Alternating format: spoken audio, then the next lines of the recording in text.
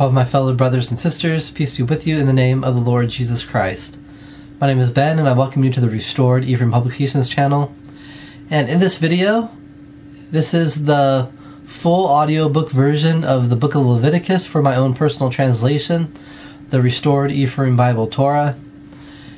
What makes my translation so different is, number one, it includes the full Joseph Smith translation.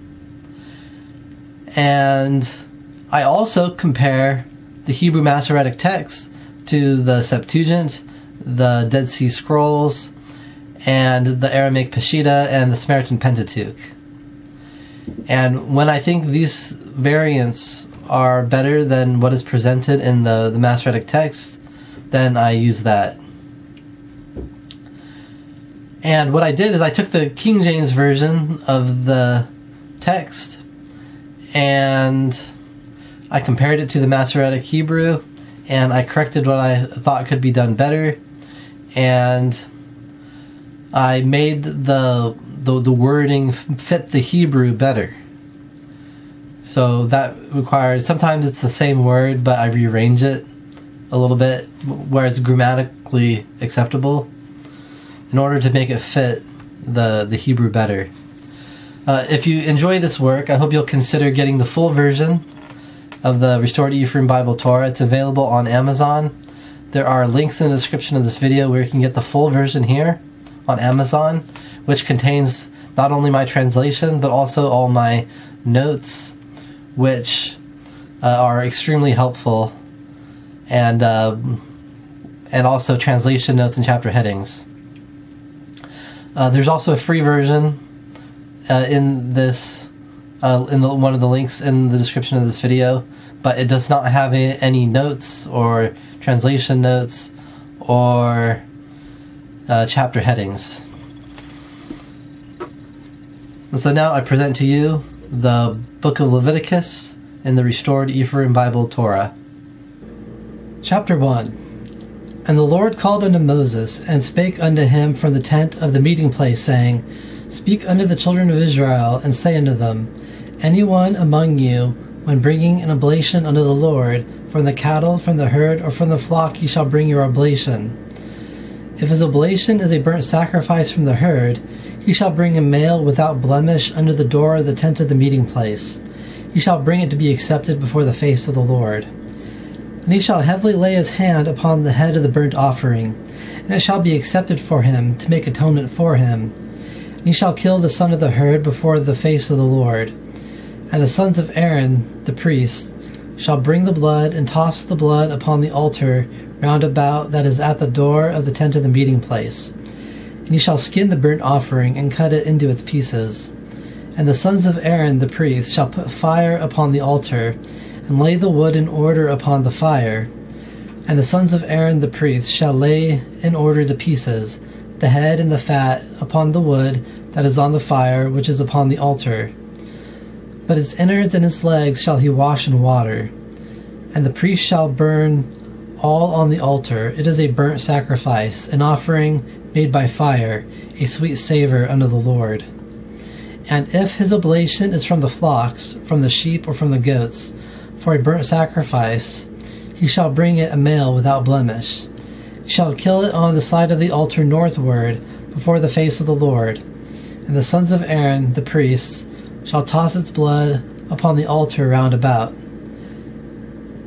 And he shall cut it into its pieces, with its head and its fat. And the priest shall lay them in order on the wood that is on the fire, which is upon the altar. He shall wash the innards and the legs with water. And the priest shall bring it all, and burn it up into smoke upon the altar. It is a burnt sacrifice, an offering made by fire, a sweet savor unto the Lord. And if the burnt sacrifice of his oblation to the Lord is from the birds, then he shall bring his offering from the turtle doves, or from the children of the pigeons. And the priest shall bring it unto the altar, and wring its head, and burn it up into smoke on the altar, and the blood of it shall be drained out upon the side of the altar. And he shall remove its crop with its feathers, and cast it beside the altar eastward, into the place of the ashes. And he shall cleave it with its wings, but shall not divide it asunder. And the priest shall burn it up in a smoke upon the altar, upon the wood that is upon the fire. It is a burnt sacrifice, an offering made by fire, a sweet savor unto the Lord. Chapter 2. And when anyone offers an oblation of a grain offering unto the Lord, his oblation shall be of the best flour. And he shall pour upon it oil, and put upon it frankincense. It is a grain offering. And he shall bring it to the sons of Aaron the priest, and he shall take a handful from thence.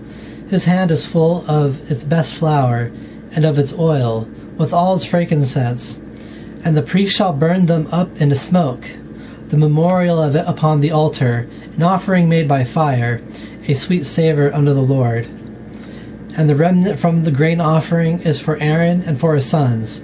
It is most holy among the offerings of the Lord made by fire. And when thou bringest an oblation of a grain offering baked in the oven, it shall be unleavened cakes of the best flour mixed with oil, or unleavened wafers anointed with oil. And if thy oblation is a grain offering baked upon the griddle, it shall be of the best flour mixed with oil, unleavened. Thou shalt break it in pieces, and pour oil upon it. It is a grain offering. And if the oblation is a grain offering baked in a lidded pot, it shall be made of the best flour with oil. Thou shalt bring the grain offering that is made from these unto the Lord, and when it is brought unto the priest, he shall bring it unto the altar. And the priest shall take from the grain offering a memorial of it, and shall burn it up in a smoke upon the altar, an offering made by fire, a sweet savor unto the Lord. And that which is left from the grain offering is for Aaron and for his sons. It is most holy of the offerings of the Lord made by fire. Any grain offering which ye shall bring unto the Lord shall not be made with leaven, for ye shall not burn up in a smoke any leaven, nor any honey, in any offering made by fire unto the Lord. As an oblation of first fruits ye may offer them unto the Lord, but they shall not be burnt on the altar for a sweet savor. And every oblation of thy grain offering shalt thou season with salt. And thou shalt not allow the salt of the covenant of thy God to be lacking from thy grain offering. With all thine oblations thou shalt bring salt. And if thou bring a grain offering of the first fruits unto the Lord, thou shalt bring for the grain offering of thy first fruits fresh heads of grain, roasted with the fire, coarsely ground, new from the fruitful field. Thou shalt put upon it oil, and lay upon it frankincense. It is a grain offering. And the priest shall burn up in smoke the memorial of it, some from the coarsely ground grain of it, and some from the oil of it, with all the frankincense of it. It is an offering made by fire unto the Lord. Chapter 3. And if his oblation be a sacrifice to the Lord of a peace offering, if he offer it from the herd, whether it be male or female, he shall bring it without blemish before the face of the Lord. And he shall heavily lay his hand upon the head of his oblation, and kill it at the door of the tent of the meeting place. And the sons of Aaron the priests shall toss the blood upon the altar round about. He shall bring from the sacrifice of the peace offering an offering made by fire unto the Lord, the fat that covereth the innards, and all the fat that is upon the innards, and the 2 kidneys, and the fat that is on them, which is upon the flanks, and the lobe above the liver, with the kidneys, it shall he take away. And the sons of Aaron shall burn it up into smoke on the altar upon the burnt sacrifice, which is upon the wood that is on the fire. It is an offering made by fire, a sweet savor unto the Lord. And if his oblation for a sacrifice of a peace offering unto the Lord be from the flock, male or female, he shall offer it without blemish. If he brings a sheep for his oblation, then he shall bring it before the face of the Lord. And he shall heavily lay his hand upon the head of his oblation, and kill it before the front of the tent of the meeting place. And the sons of Aaron shall toss the blood of it upon the altar round about. And he shall bring from the sacrifice of the peace offering an offering made by fire unto the Lord, its fat the whole fat tail, it shall he take off close to the backbone, and the fat that covereth the innards, and all the fat that is upon the innards, and the 2 kidneys, and the fat that is on them, which is upon the flanks, and the lobe above the liver, with the kidneys it shall he take away. And the priest shall burn it up in a smoke upon the altar. It is a food offering, a sweet savour made by fire unto the Lord. And if his oblation is a goat, then he shall bring it before the face of the Lord. He shall heavily lay his hands upon the head of it, and kill it before the front of the tent of the meeting place.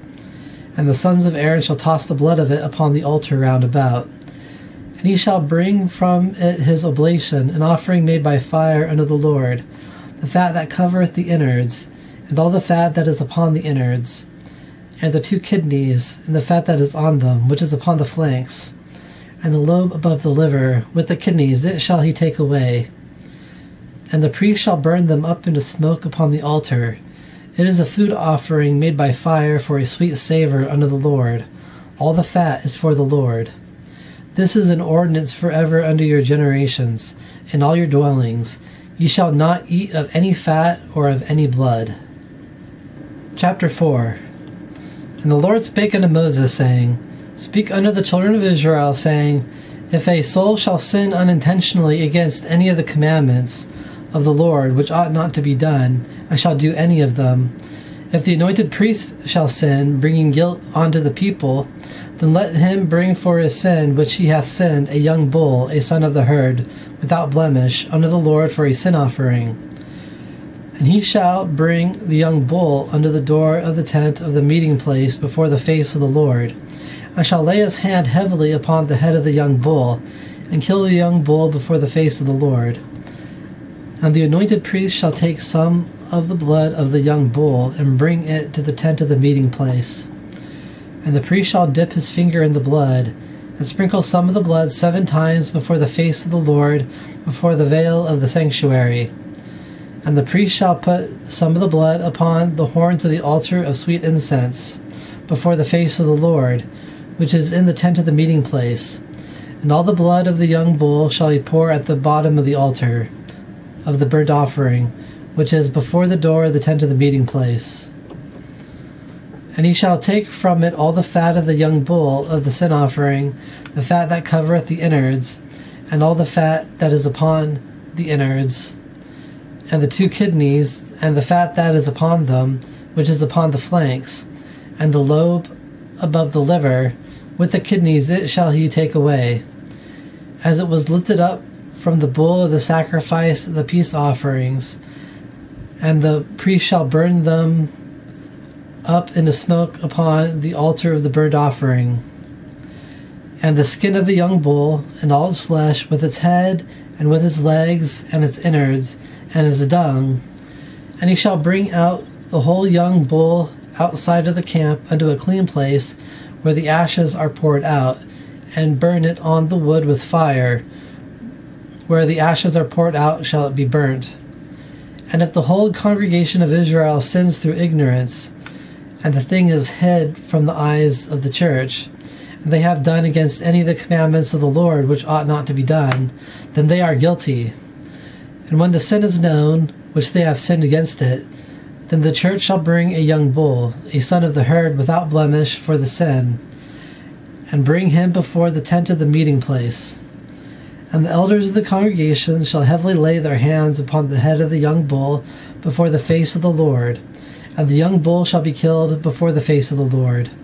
And the priest that is anointed shall bring some of the blood of the young bull to the tent of the meeting place. And the priest shall dip his finger in some of the blood, and sprinkle it 7 times before the face of the Lord, before the veil of the sanctuary.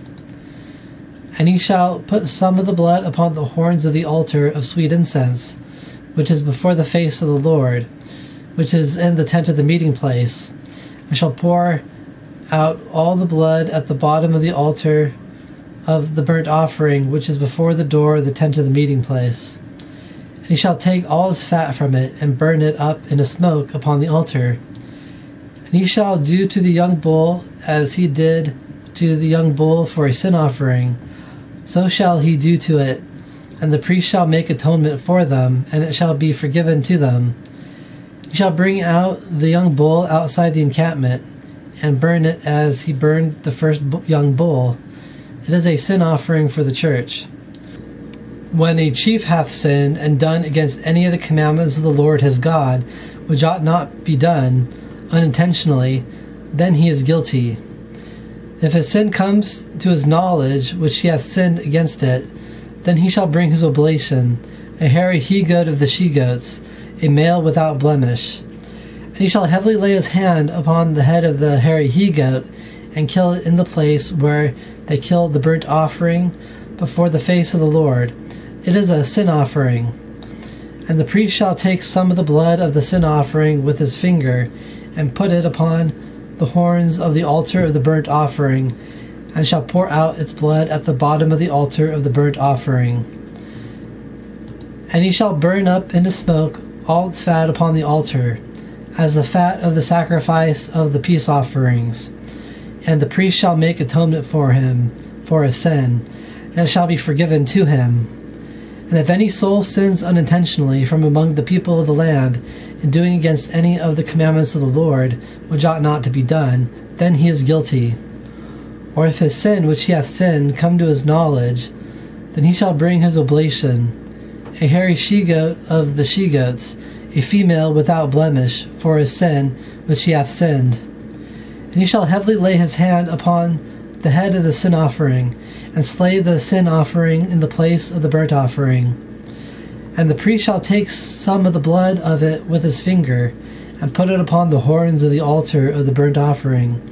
He shall pour out all the blood of it at the bottom of the altar. And he shall take away all its fat, as the fat is taken away from upon the sacrifice of the peace offerings. And the priest shall burn it up into smoke upon the altar for a sweet savour unto the Lord. And the priest shall make atonement for him, and it shall be forgiven to him. And if he bring a sheep as his oblation for a sin offering, he shall bring it a female without blemish. And he shall heavily lay his hand upon the head of the sin offering, and kill it for a sin offering in the place where they kill the burnt offering. And the priest shall take some of the blood of the sin offering with his finger, and put it upon the horns of the altar of the burnt offering, and shall pour out all the blood of it at the bottom of the altar. And he shall take away all its fat, as the fat of the sheep is taken away from the sacrifice of the peace offerings. And the priest shall burn them up in a smoke upon the altar, upon the offerings made by fire unto the Lord. And the priest shall make atonement for his sin that he hath sinned, and it shall be forgiven to him. Chapter 5. And if a soul sin and hear the voice of an oath, and he is a witness whether he hath seen or known of it, if he telleth it not, then he shall bear his iniquity.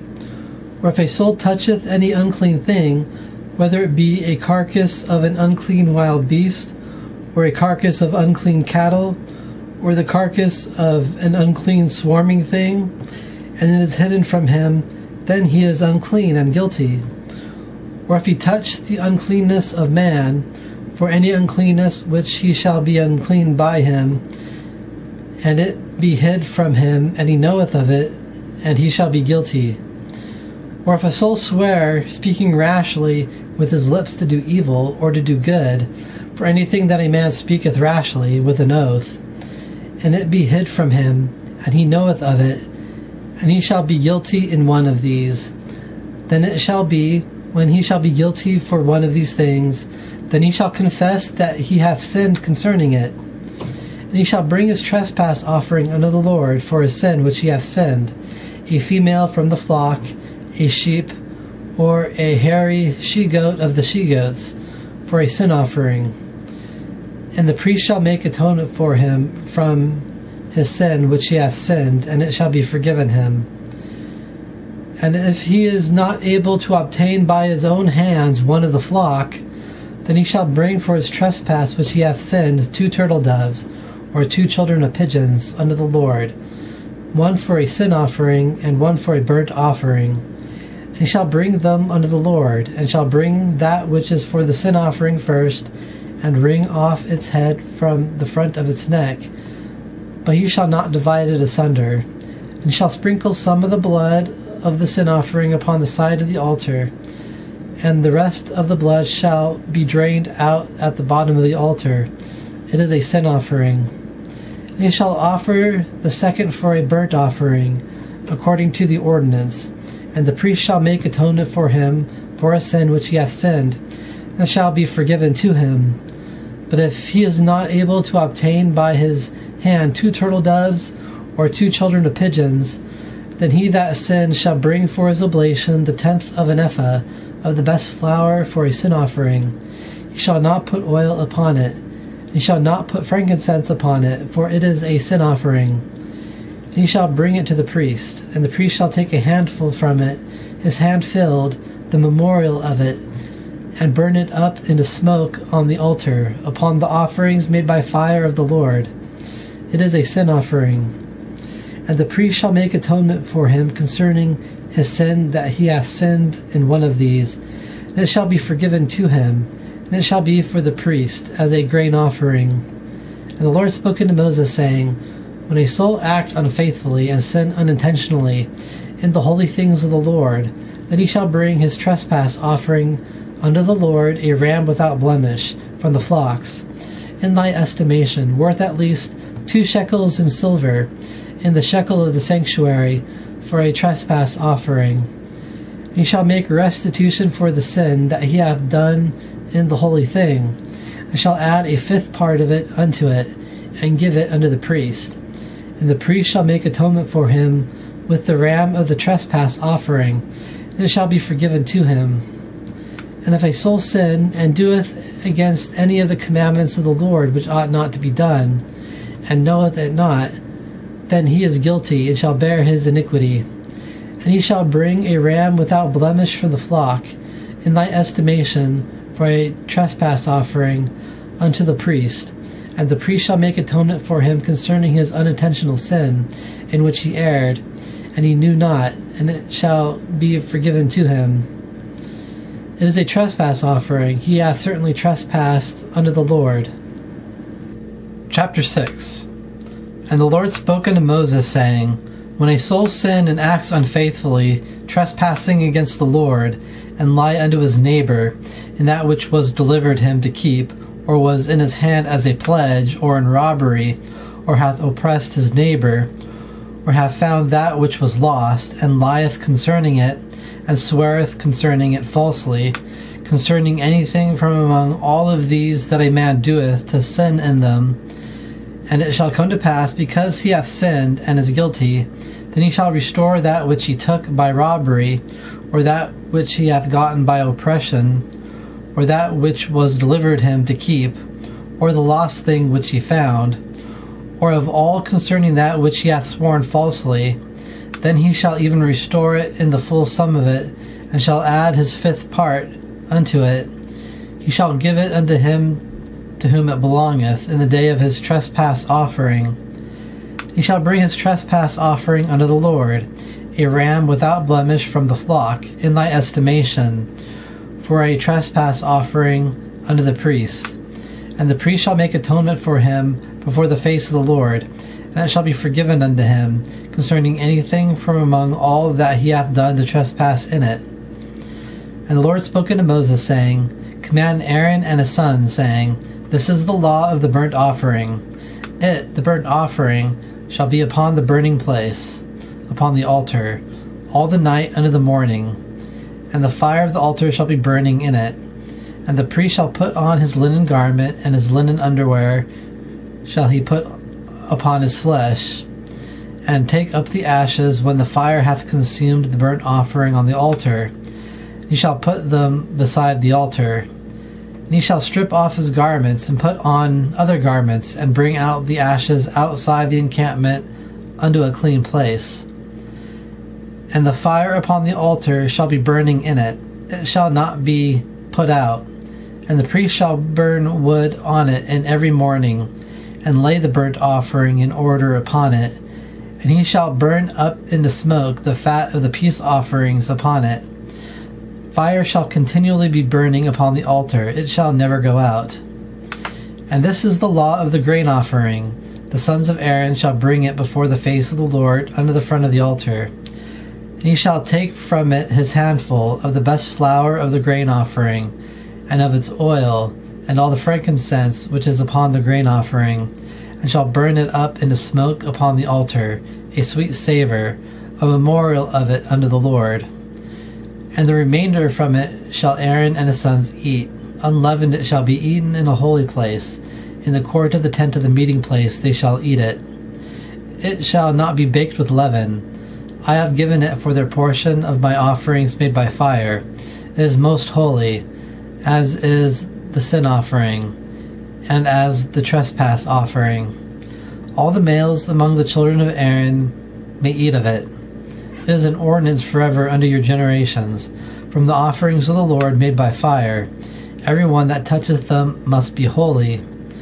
And the Lord spoke unto Moses, saying, This is the oblation of Aaron and of his sons, which they shall bring unto the Lord in the day of his anointing, 1/10 of an ephah of the best flour for a grain offering continually, half of it in the morning, and half of it in the night. Upon a griddle with oil shall it be made. Mixed thou shalt bring it in. The baked pieces of the grain offering shalt thou offer for a sweet savour unto the Lord. And the priest that is anointed in his stead from his sons shall offer it. It is an ordinance forever unto the Lord. It shall be wholly burnt up into smoke. And every grain offering of a priest shall be wholly burnt. It shall not be eaten. And the Lord spoke unto Moses, saying, Speak unto Aaron and to his sons, saying, This is the law of the sin offering. In the place where the burnt offering is killed shall the sin offering be killed before the face of the Lord. It is most holy. The priest that offereth it for sin shall eat it. In a holy place shall it be eaten, in the court of the tent of the meeting place. Anyone that toucheth the flesh of it must be holy. And when its blood is sprinkled upon the garment, thou shalt wash that which was sprinkled upon in a holy place.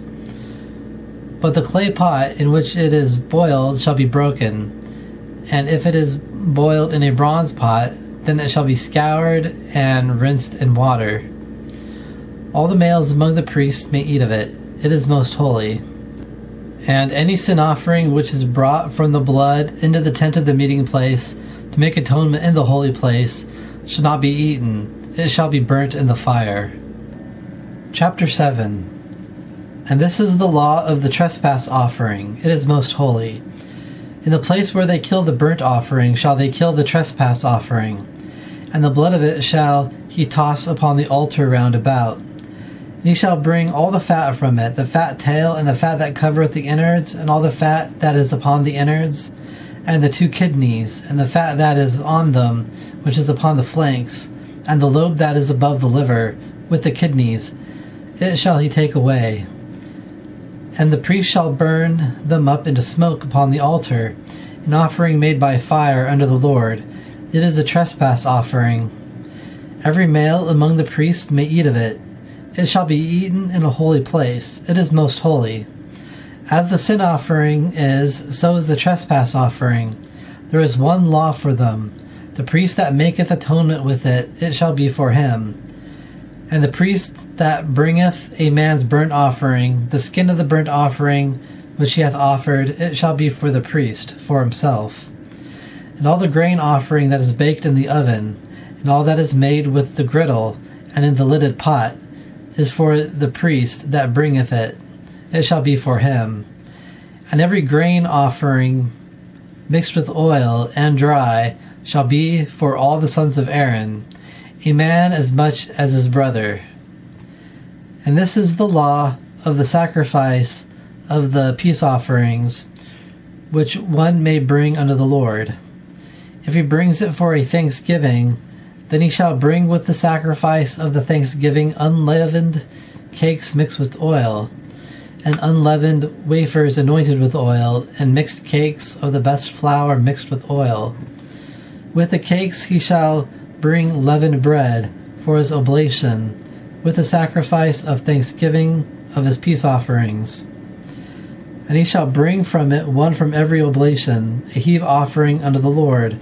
it shall be for him, for the priest that tosseth the blood of the peace offerings.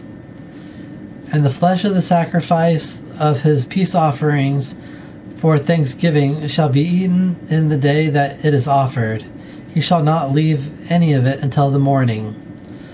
But if the sacrifice of his oblation be a vow, or a free will offering, it shall be eaten in the day that he bringeth his sacrifice. And the next day also the remainder from it shall be eaten. But the remainder from the flesh of the sacrifice in the third day shall be burned with fire. And if any part from the flesh of the sacrifice of his peace offerings be eaten in the third day, it shall not be accepted of the one that bringeth it, neither shall it be accounted unto him. It shall be an abomination, and the soul that eateth from it shall bear his iniquity. And the flesh that toucheth any uncleanness shall not be eaten, it shall be burned with fire. And of the flesh, all that be clean may eat the flesh. And the soul that eateth of the flesh of the sacrifice of peace offerings that are for the Lord, having his uncleanness upon him, then that soul shall be cut off from his people. And the soul that toucheth any uncleanness, the uncleanness of man, or uncleanness of an animal, or any abominable uncleanness, and eat from the flesh of the sacrifice of the peace offerings, which are for the Lord, then that soul shall be cut off from his people. And the Lord spoke unto Moses, saying, Speak unto the children of Israel, saying, Ye shall eat no manner of fat, of bull, or of sheep, or of goat, and the fat of an animal that dieth of itself, and the fat of that which is torn by an animal may be used for any other use, but ye shall certainly not eat it. For whosoever eateth from the fat of the animal, of which men bring an offering made by fire unto the Lord, then the soul that eateth it shall be cut off from his people. And ye shall eat no manner of blood in all of your dwellings, whether it is of bird or of animal. Any soul that eateth any blood, that soul shall then be cut off from his people. And the Lord spoke unto Moses, saying, Speak unto the children of Israel, saying, He that bringeth a sacrifice of his peace offerings unto the Lord shall bring his oblation unto the Lord from the sacrifice of his peace offerings. His own hand shall bring the offerings of the Lord made by fire, the fat with the breast. It shall he bring. The breast is to be waved. It is a wave offering before the face of the Lord. And the priest shall burn up in a smoke the fat upon the altar. But the breast shall be for Aaron and for his sons. And the right leg shall ye give unto the priest for a heave offering from the sacrifices of your peace offerings. He that bringeth the blood of the peace offerings and the fat among the sons of Aaron, the right leg shall be for him for a portion. For the wave breast and the heave leg have I taken from the children of Israel from the sacrifices of their peace offerings. And I have given them unto Aaron the priest, and unto his sons for an ordinance forever from the children of Israel. This is the anointed portion of Aaron, and of the anointed portion of his sons, from the offerings of the Lord made by fire, in the day he brought them to minister in the office of a priest unto the Lord, which the Lord commanded to be given unto them from the children of Israel in the day that he anointed them, an ordinance forever throughout their generations. This is the law for the burnt offering, for the grain offering, and for the sin offering, and for the trespass offering, and for the consecrations, and for the sacrifice of the peace offerings, which the Lord commanded Moses in Mount Sinai, on the day that he commanded the children of Israel to bring their oblations unto the Lord in the wilderness of Sinai. Chapter 8. And the Lord spoke unto Moses, saying, Take Aaron and his sons with him, and the garments, and the anointing oil, and the young bull for the sin offering, and the 2 rams, and the basket of unleavened breads, and gather all the congregation together unto the door of the tent of the meeting place. And Moses did as the Lord commanded him, and the congregation was gathered together unto the door of the tent of the meeting place. And Moses said unto the congregation, This is the thing which the Lord commanded to be done. And Moses brought Aaron and his sons, and washed them in water.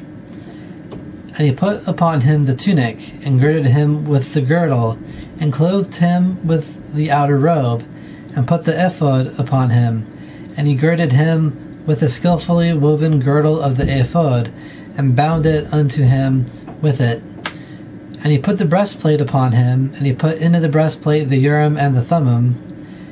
And he put the turban upon his head, and he put upon the turban at the front of its face the golden plate, the holy diadem, as the Lord commanded Moses.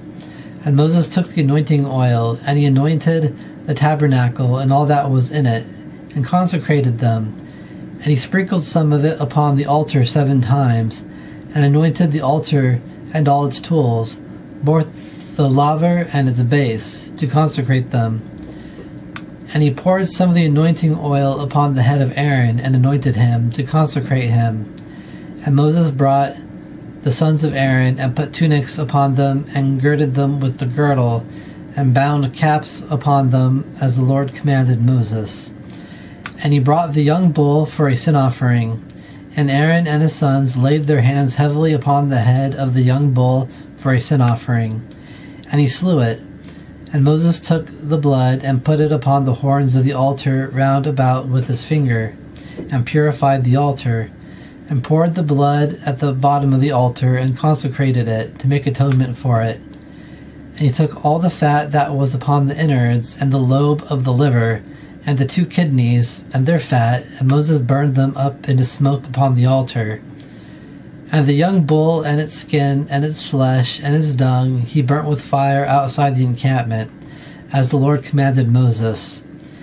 And he brought the ram for the burnt offering, and Aaron and his sons heavily laid their hands upon the head of the ram. And he killed it, and Moses tossed the blood upon the altar round about. And he cut the ram into pieces, and Moses burned up into smoke the head and the pieces and the fat. And he washed the innards and the legs in water. And Moses burned up into smoke the whole ram upon the altar. It was a burnt sacrifice for a sweet savor. It was an offering made by fire unto the Lord, as the Lord commanded Moses. And he brought the second ram, the ram of the consecration. And Aaron and his sons heavily laid their hands upon the head of the ram. And he killed it. And Moses took some of the blood of it, and put it upon the tip of Aaron's right ear, and upon the thumb of his right hand, and upon the great toe of his right foot. And he brought the sons of Aaron. And Moses put some of the blood upon the tip of the right ears, and upon the thumb of the right hands, and upon the great toe of the right feet. And Moses tossed the blood upon the altar round about. And he took the fat, and the fat tail, and all the fat that was upon the innards, and the lobe of the liver, and the 2 kidneys, and their fat, and the right leg.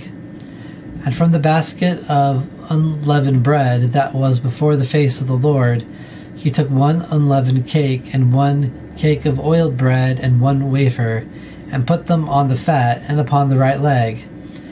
And he put all of these upon the hands of Aaron, and upon the hands of his sons, and he waved them for a wave offering before the face of the Lord.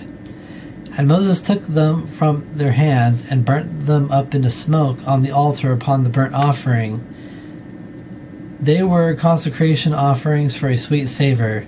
It was an offering made by fire unto the Lord. And Moses took the breast, and waved it for a wave offering before the face of the Lord. It was the portion for Moses from the ram of the consecration, as the Lord commanded Moses.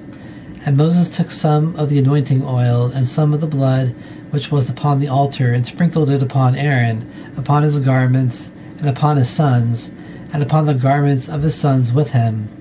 And he consecrated Aaron, his garments, and his sons, and the garments of his sons with him. And Moses said unto Aaron and to his sons, Boil the flesh by the door of the tent of the meeting place, in the holy place, and there eat it, and the bread that is in the basket of the consecrations, as I commanded, saying, Aaron and his sons shall eat it. And that which remaineth of the flesh and of the bread shall ye burn with fire. And he shall not go out from the door of the tent of the meeting place 7 days, until the days are fulfilled, the days of your consecration. For 7 days shall he ordain you, as hath been done in this day, so the Lord hath commanded to do, to make atonement for you. And ye shall abide by the door of the tent of the meeting place, day and night 7 days, and keep the charge of the Lord, that ye die not, for so I am commanded. And Aaron and his sons did all the things which the Lord commanded by the hand of Moses. Chapter 9. And it came to pass on the 8th day that Moses called unto Aaron and unto his sons and unto the elders of Israel, and he said unto Aaron, Take for thyself a calf, a son of the herd, for a sin offering, and a ram for a burnt offering, without blemish, and bring them before the face of the Lord. And unto the children of Israel thou shalt speak, saying, Take ye a hairy he-goat of the she-goats for a sin offering, and a calf and a lamb of the first year, without blemish, for a burnt offering, and a bull and a ram for peace offerings, to sacrifice before the face of the Lord, and a grain offering mixed with oil, for today the Lord will appear unto you. And they brought that which Moses commanded unto the front of the tent of the meeting place. And all the congregation drew near and stood before the face of the Lord. And Moses said, This is the thing which the Lord commanded that ye should do, and the glory of the Lord shall appear unto you. And Moses said unto Aaron, Draw near unto the altar, and do thy sin offering and thy burnt offering, and make atonement for thyself and for thy house, and do the oblation of the people, and make atonement for them as the Lord commanded. And Aaron drew near unto the altar, and slew the calf of the sin offering, which was for himself. And the sons of Aaron brought the blood unto him, and he dipped his finger in the blood, and put it upon the horns of the altar, and poured out the blood at the bottom of the altar. And the fat and the kidneys, and the lobe from the liver from the sin offering, he burnt up in the smoke upon the altar, as the Lord commanded Moses. And the flesh and the skin he burnt with fire outside of the encampment. And he slew the burnt offering, and the sons of Aaron presented unto him the blood, and he tossed it upon the altar round about. And they presented the burnt offering unto him, according to its pieces, and the head, and he burnt them up in the smoke upon the altar. And he washed the innards and the legs, and burnt them up in the smoke upon the burnt offering on the altar. And he brought the oblation of the people, and he took the hairy he-goat, which was the sin offering for the people, and slew it, and offered it for sin as the first. And he brought the burnt offering, and he did it according to the ordinance. And he brought the grain offering, and he filled his hand with some of it, and burnt it up into smoke upon the altar, beside the burnt sacrifice of the morning. And he slew the bull and the ram for a sacrifice of the peace offerings, which was for the people. And the sons of Aaron presented the blood unto him, and he tossed it upon the altar round about. And the fat from the bull and from the ram, the fat tail and the covering, and the kidneys and the lobe of the liver. And they put the fat upon the breasts, and he burnt up in the smoke the fat upon the altar. And the breast and the right leg Aaron waved for a wave offering before the face of the Lord, as the Lord commanded Moses. And Aaron lifted up his hands toward the people, and blessed them. And he came down from accomplishing the sin offering, and the burnt offering, and the peace offerings. And Moses and Aaron went into the tent of the meeting place, and came out, and blessed the people. And the glory of the Lord appeared unto all the people. And fire came forth from before the face of the Lord, and consumed upon the altar the burnt offering and the fat. And when all the people saw, they then shouted with praise, and fell on their faces. Chapter 10. And the 2 sons of Aaron, Nadab and Abihu, took each man his censer, and put fire in them, and put incense upon it, and brought strange fire before the face of the Lord, which the Lord commanded them not. And fire came forth from before the face of the Lord, and consumed them, and they died before the face of the Lord. And Moses said unto Aaron, This is that which the Lord spoke, saying, I will sanctify myself in them that come near me, and I will glorify myself before the face of all the people. And Aaron was silent. And Moses called unto Mishael and unto Elzaphan, the sons of Uzziel, the uncle of Aaron, and said unto them, Come near, carry your brethren from before the front of the holy place out from the encampment.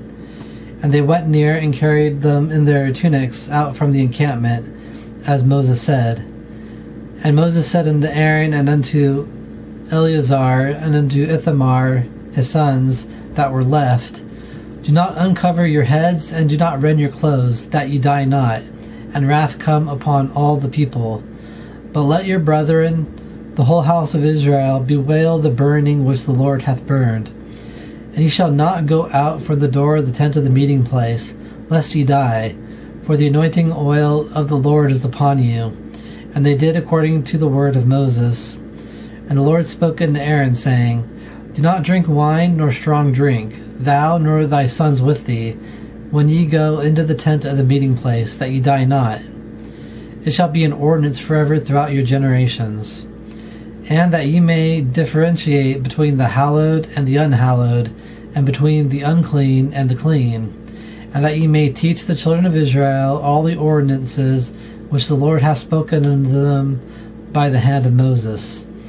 And Moses spoke unto Aaron, and unto Eleazar, and unto Ithamar, his sons that were left, Take the grain offering that remaineth from the offerings of the Lord made by fire, and eat it unleavened beside the altar, for it is most holy. And ye shall eat it in a holy place, because it is thy due, and the due of thy sons, from the sacrifices of the Lord made by fire, for so I am commanded. And the wave breast and heave leg shall ye eat in a clean place, thou and thy sons and thy daughters with thee, for they be thy due, and the due of thy sons, given from the sacrifices of peace offerings of the children of Israel. The heave leg and the wave breast, with the offerings made by fire of the fat, shall they bring to wave it for a wave offering before the face of the Lord. And it shall be for thee and for thy sons with thee for an ordinance forever, as the Lord hath commanded. And Moses diligently sought the hairy he-goat of the sin offering, and behold, it was burnt. And he was angry with Eleazar and with Ithamar, the sons of Aaron, that were left, saying, Why have ye not eaten the sin offering in the holy place? For it is most holy. And it hath been given to you to bear the iniquity of the congregation, to make atonement for them before the face of the Lord. Behold, the blood of it was not brought within into the holy place. Ye should indeed have eaten it in a holy place, as I commanded. And Aaron said unto Moses, Behold, this day have they brought their sin offering and their burnt offering before the face of the Lord, and these things have befallen me. But had I eaten the sin offering this day, would it have been acceptable in the eyes of the Lord? And when Moses heard this, then it was acceptable in his eyes. Chapter 11. And the Lord spoke unto Moses and to Aaron, saying unto them, Speak unto the children of Israel, saying, These are the living things which ye may eat among all the cattle that are on the earth.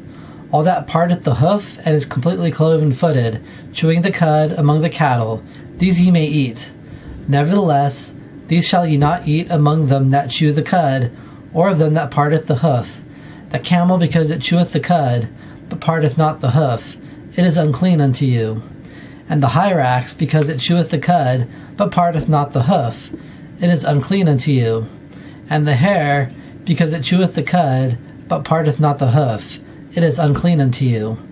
And the swine, because it parteth the hoof, and is cloven-footed, but it cheweth not the cud, it is unclean unto you. From their flesh ye shall not eat, and their carcasses ye shall not touch, they are unclean unto you. These ye may eat among all that are in the waters, all that hath unto it fins and scales in the waters, in the seas and in the rivers, these ye may eat. And all that have not unto it fins and scales in the seas and in the rivers, among all that swarm the waters, and among all living souls which are in the waters, they are an abomination unto you. And they shall be an abomination unto you, from their flesh ye shall not eat. and their carcasses ye shall consider an abomination. Anything that hath not unto it fins and scales in the waters, it is an abomination unto you.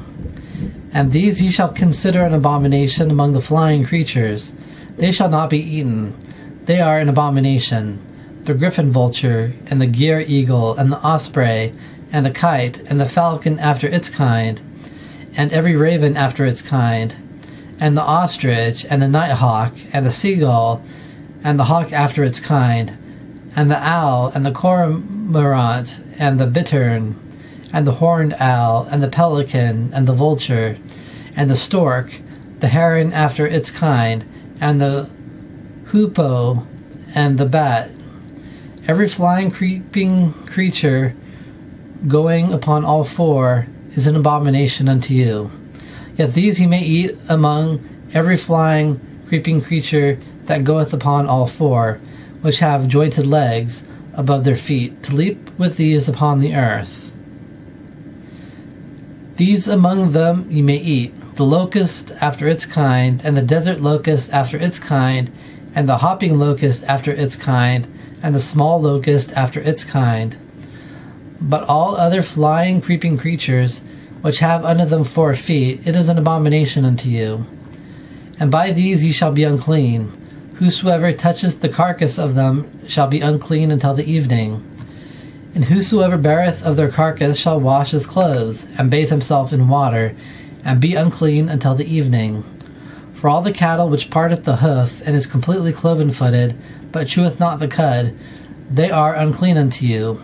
Every one that toucheth their carcass shall be unclean until the evening. And all that goeth upon its paws, among all the animals that go on all four, these are unclean unto you. Any one who toucheth their carcass shall be unclean until the evening. And he that beareth the carcass of them shall wash his clothes, and be unclean until the evening. They are unclean unto you. And these are unclean unto you among the creeping things that creep upon the earth, the weasel, and the mouse, and the toad after its kind, and the hedgehog, and the chameleon, and the lizard, and the snail, and the mole.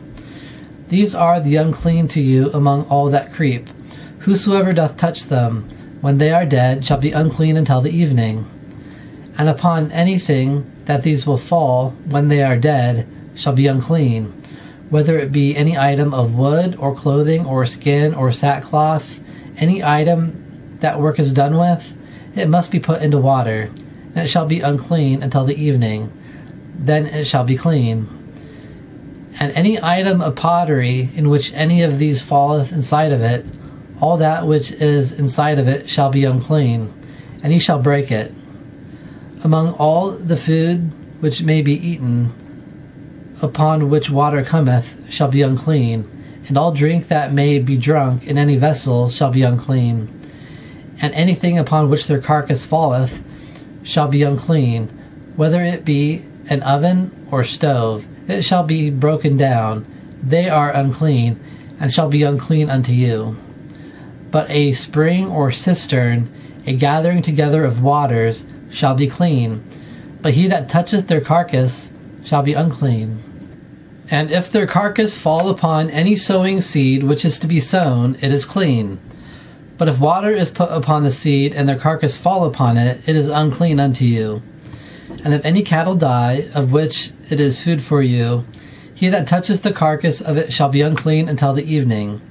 And he that eateth from the carcass of it shall wash his clothes, and be unclean until the evening. And he that beareth the carcass of it shall wash his clothes, and shall bathe himself in water, and be unclean until the evening. And every creeping thing that creepeth upon the earth is an abomination unto you. It shall not be eaten. All that goeth upon the belly, and all that goeth upon all four, even all that hath many feet among all the creeping things that creep upon the earth, them ye shall not eat, for they are an abomination unto you. Ye shall not make your souls abominable with any creeping thing that creepeth, and ye shall not make yourselves unclean with them, that ye be defiled with them. For I am the Lord your God, so ye shall sanctify yourselves, and ye shall be holy, for I am holy. And ye shall not defile your souls with any creeping thing that creepeth upon the earth. For I am the Lord that bringeth you up from the land of Egypt, to be unto you for a God. So ye shall be holy, for I am holy. This is the law of the cattle, and of the flying creatures, and of every living soul that swarmeth in the waters, and for every soul that creepeth upon the earth, to differentiate between the unclean and the clean, and between the animal that may be eaten and the animal that may not be eaten. Chapter 12. And the Lord spoke unto Moses, saying, Speak unto the children of Israel, saying, When a woman bringeth forth seed, and begetteth a man-child, then she shall be unclean 7 days. As the days of the impurity of her monthly cycles shall she be unclean. And on the 8th day the man-child shall be circumcised. And she shall remain in the time of her purifying, which shall be 33 days. She shall touch no hallowed thing, and she shall not come into the sanctuary until the days of her purifying be fulfilled. And if she beget a woman-child, then she shall be unclean 2 weeks, as her monthly cycle, and she shall remain in the time of her purifying 66 days. And when the days of her purifying are fulfilled for a son or for a daughter, she shall bring a lamb of its first year without blemish for a burnt offering, and a child of a pigeon or a turtle dove for a sin offering under the door of the tent of the meeting place unto the priest. And he shall offer it before the face of the Lord, and make atonement for her, and she shall be cleansed from the fountain of her blood. This is the law for her that hath borne a male or a female. And if she is not able to obtain by her own hand one of the flock, then she shall bring 2 turtle doves, or 2 children of pigeons, one for a burnt offering, and one for a sin offering, and the priest shall make atonement for her, and she shall be clean. Chapter 13. And the Lord spake unto Moses and unto Aaron, saying, When a man shall have in the skin of his flesh a swelling, a scab, or bright spot, and hath become in the skin of his flesh a spot of leprosy, then he shall be brought unto Aaron the priest, or unto one of his sons the priests. And the priest shall look on the spot in the skin of the flesh, and when the hair in the spot is turned white, and the spot in sight be deeper than the skin of his flesh, it is a spot of leprosy. And the priest shall look on it, and pronounce him unclean. But if the bright spot is white in the skin of his flesh, and in sight be not deeper than the skin, and the hair of it be not turned white, then the priest shall shut up him that hath the spot 7 days. And the priest shall look on it on the 7th day, and behold, if the spot in his sight remain, the spot spreading not in the skin, then the priest shall shut him up a second set of 7 days. And the priest shall look on it on the 7th day, and behold, if the spot is dark, and the spot spread not in the skin, then the priest shall pronounce him clean. It is a scab, and he shall wash his clothes and be clean. But if the scab surely spreads in the skin, after he hath been seen by the priest for his cleansing, then he shall be seen a second time by the priest. And the priest shall look, and behold, if the scab spreadeth in the skin, then the priest shall pronounce him unclean. It is a leprosy. When a spot of leprosy is in a man, then he shall be brought unto the priest. And the priest shall look, and behold, if the swelling is white in the skin, and it has turned the hair white, and there be revived raw flesh in the swelling, it is a sleeping leprosy in the skin of his flesh. And the priest shall pronounce him unclean. He shall not shut him up, for he is unclean. And if a leprosy break out abroad in the skin, and the leprosy spot cover all the skin from his head even to his foot, at any place the priest looketh with the eye, and the priest shall look, and behold, if the leprosy have covered all his flesh, then he shall pronounce him clean. That hath the spot, it is all turned white, he is clean. But in the day raw flesh appeareth in him, he shall be unclean. And the priest shall see the raw flesh, and pronounce him to be unclean. The raw flesh is unclean, it is a leprosy. Or if the raw flesh returns, and turns to white, Then he shall come unto the priest, and the priest shall see him, and behold, if the spot has turned to white, then the priest shall pronounce the spot clean. He is clean. And if a boil comes in the skin of the flesh, and is healed, and there cometh in the place of the boil a white swelling or a bright spot, reddish white, then it shall be showed to the priest. And when the priest looketh, and behold, it is in sight lower than the skin, and the hair of it is turned white, then the priest shall pronounce him unclean. It is a spot of leprosy broken out in the boil. But if the priest sees it, and behold, there be no white hairs in it, and it be not lower than the skin, and it has darkened, then the priest shall shut him up 7 days. And if it surely spreads in the skin, then the priest shall pronounce him unclean. It is a spot of leprosy. But if the bright spot stay in its place, spreading not, it is a scar of the boil, and the priest shall pronounce him clean. Or when flesh hath in the skin of it a burn scar, and the raw flesh of the burning becometh a bright spot, reddish white or white, then the priest shall look upon it, and behold, if the hair be turned white in the bright spot, and it be in sight deeper than the skin, it is a leprosy broken out in the burn scar, and the priest shall pronounce him unclean. It is a spot of leprosy.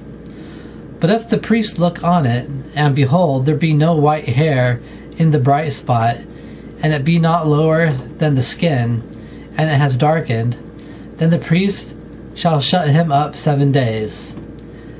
And the priest shall see him on the 7th day. If it surely spreads in the skin, then the priest shall pronounce him unclean. It is a spot of leprosy. And if the bright spot stay in its place, spreading not in the skin, and it be darkened, it is a swelling of the burn scar, and the priest shall pronounce him clean, for it is a scar of the burning. And when a man or woman have in them a spot upon the head or in the beard, then the priest shall see the spot, and behold, if it be in sight deeper than the skin, and there be in it yellowish small hair, then the priest shall pronounce him unclean. It is an itching scab. It is a leprosy of the head or the beard. And if the priest look on the spot of the itching scab, and behold, it be not in sight deeper than the skin, but no black hair in it, then the priest shall shut up him that hath the spot of the itching scab 7 days. And the priest shall look on the spot on the 7th day, and behold, if the itching scab spread not, and there be in it no yellow hair, and the itching scab be not in sight deeper than the skin, then he shall be shaven. But the itching scab shall he not shave. And the priest shall shut up him that hath the itching scab a second set of 7 days. And the priest shall look on the itching scab on the 7th day, and behold, if the itching scab spread not in the skin, and be not in sight deeper than the skin, then the priest shall pronounce him clean, and he shall wash his clothes and be clean. But if the itching scab shall surely spread in the skin after his cleansing, then the priest shall look on it, and behold, if the itching scab be spread in the skin, the priest shall not seek for yellow hair, he is unclean. But if the itching scab hath stood still in his sight, and black hair grows up in it, the itching scab is healed, he is clean, and the priest shall pronounce him clean. And if a man or a woman have in the skin of their flesh bright spots, even white bright spots, then the priest shall look, and behold, if the bright spots in the skin of their flesh be darkish white, it is a tetter that groweth in the skin, he is clean. And if a man loseth the hair of his head, he is back-headed bald, he is clean. And if he loseth the hair of his head toward the fore of his face, he is forehead bald, he is clean. And if there be in his back head baldness, or in his forehead baldness, a white reddish spot, it is a leprosy, sprung up in his back-headed baldness, or in his forehead baldness. Then the priest shall look upon it, and behold, If the swelling of the spot be white, reddish in his backhead baldness, or in his forehead baldness, as appeareth the leprosy in the skin of the flesh, he is a leprous man. He is unclean. The priest shall surely pronounce him unclean. His spot it is in his head. And the leper in whom the spot is, his clothes shall be rent, and his head shall be covered, and he shall put a covering upon his mustache, and shall cry, Unclean, unclean. All the days which the spot shall be in him, he shall be unclean. He is unclean. He shall dwell separated. Outside the encampment shall his dwelling place be. And the clothing that hath in it a spot of leprosy, in woolen clothing, or in linen clothing, or in the warp, or in the weft of linen, or of woolen, or in skin, or in anything made of skin, and if the spot be greenish or reddish in the clothing, or in the skin, or in the warp, or in the weft, or in any object of skin, it is a spot of leprosy, and shall be showed unto the priest. And the priest shall look upon the spot, and shut up that which hath the spot 7 days. And he shall look on the spot on the 7th day. If the spot hath spread in the clothing, or in the warp, or in the weft, or in the skin, or in any work that is made of skin, the spot is a malignant leprosy. It is unclean. And he shall burn that clothing, or the warp, or the weft, in woolen, or in linen, or any object of skin, that the plague is in it, for it is a malignant leprosy. It shall be burnt in the fire.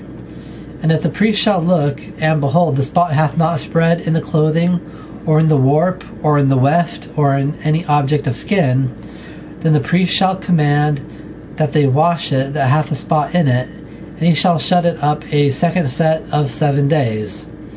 And the priest shall look on the spot after it is washed, and behold, if the spot hath not changed its color, but the spot spread not, it is unclean. Thou shalt burn it in fire. It is being eaten in the back or in the front.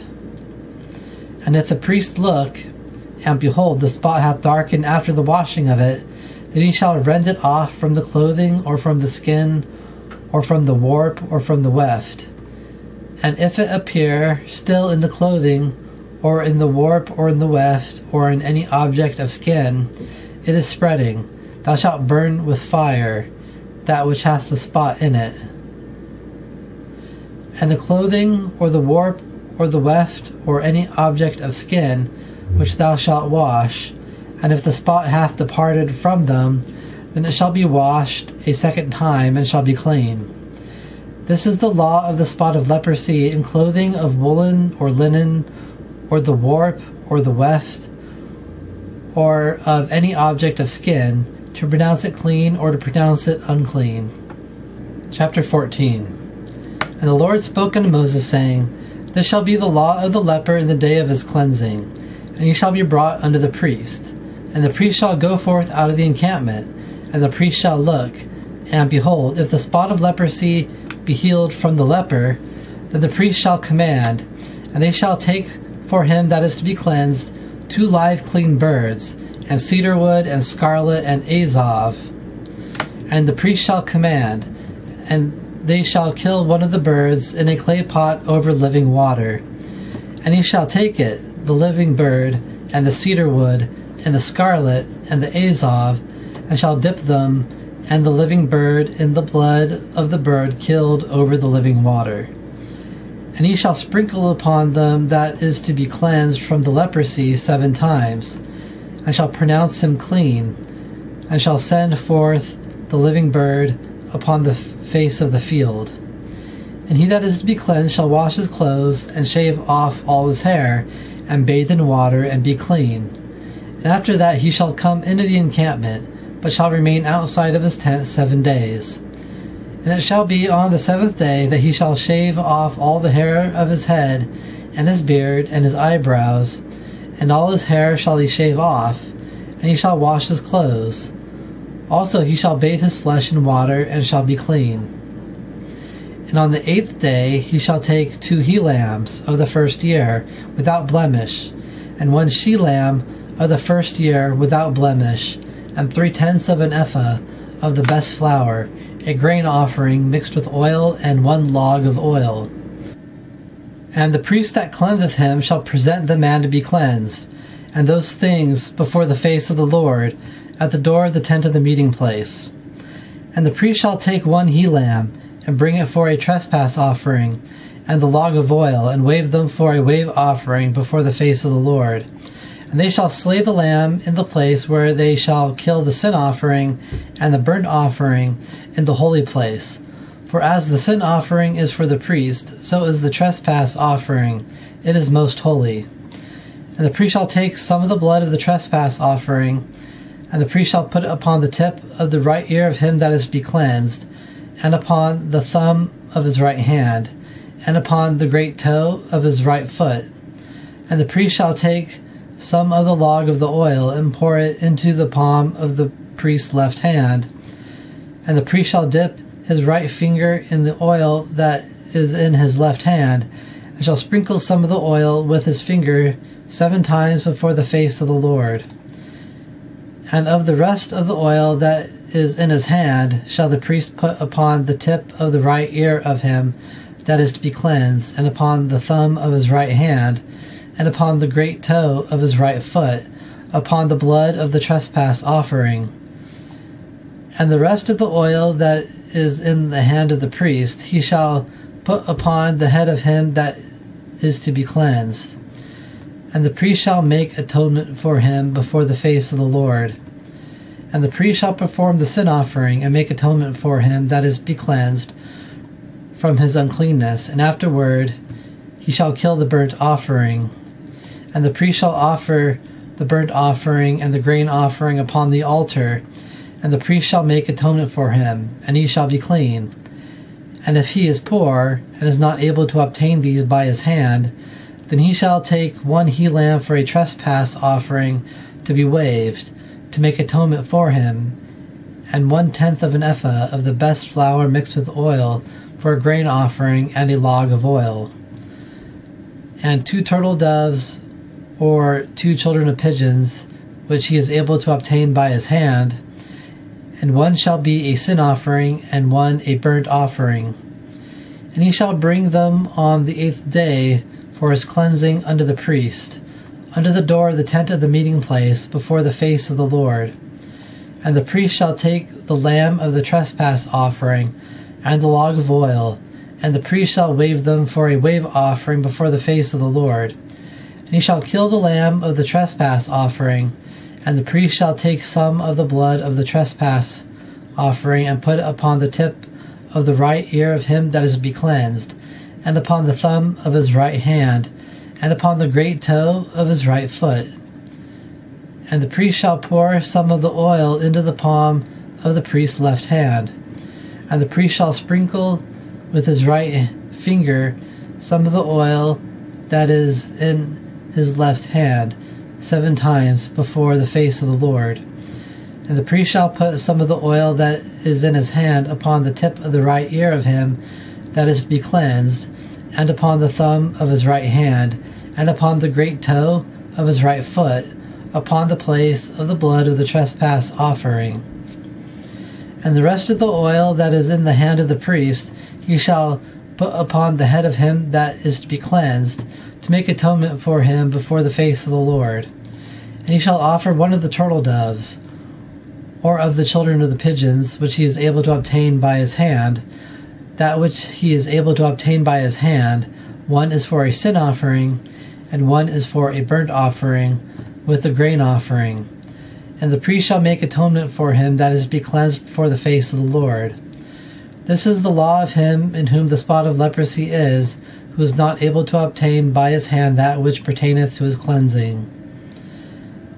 And the Lord spoke unto Moses and unto Aaron, saying, When ye enter into the land of Canaan, which I give to you for a possession, and I put a spot of leprosy in a house of the land of your possession, and he that owneth the house shall come and tell unto the priest, saying, It seemeth to me that there is something like a spot in the house.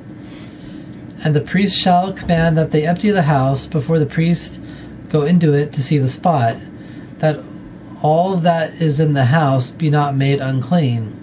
And thus afterward the priest shall go in to see the house. And he shall look on the spot, and behold, if the spot is in the walls of the house, sunken, greenish or reddish, and appear lower than the wall, then the priest shall go out from the house to the door of the house, and shut up the house 7 days.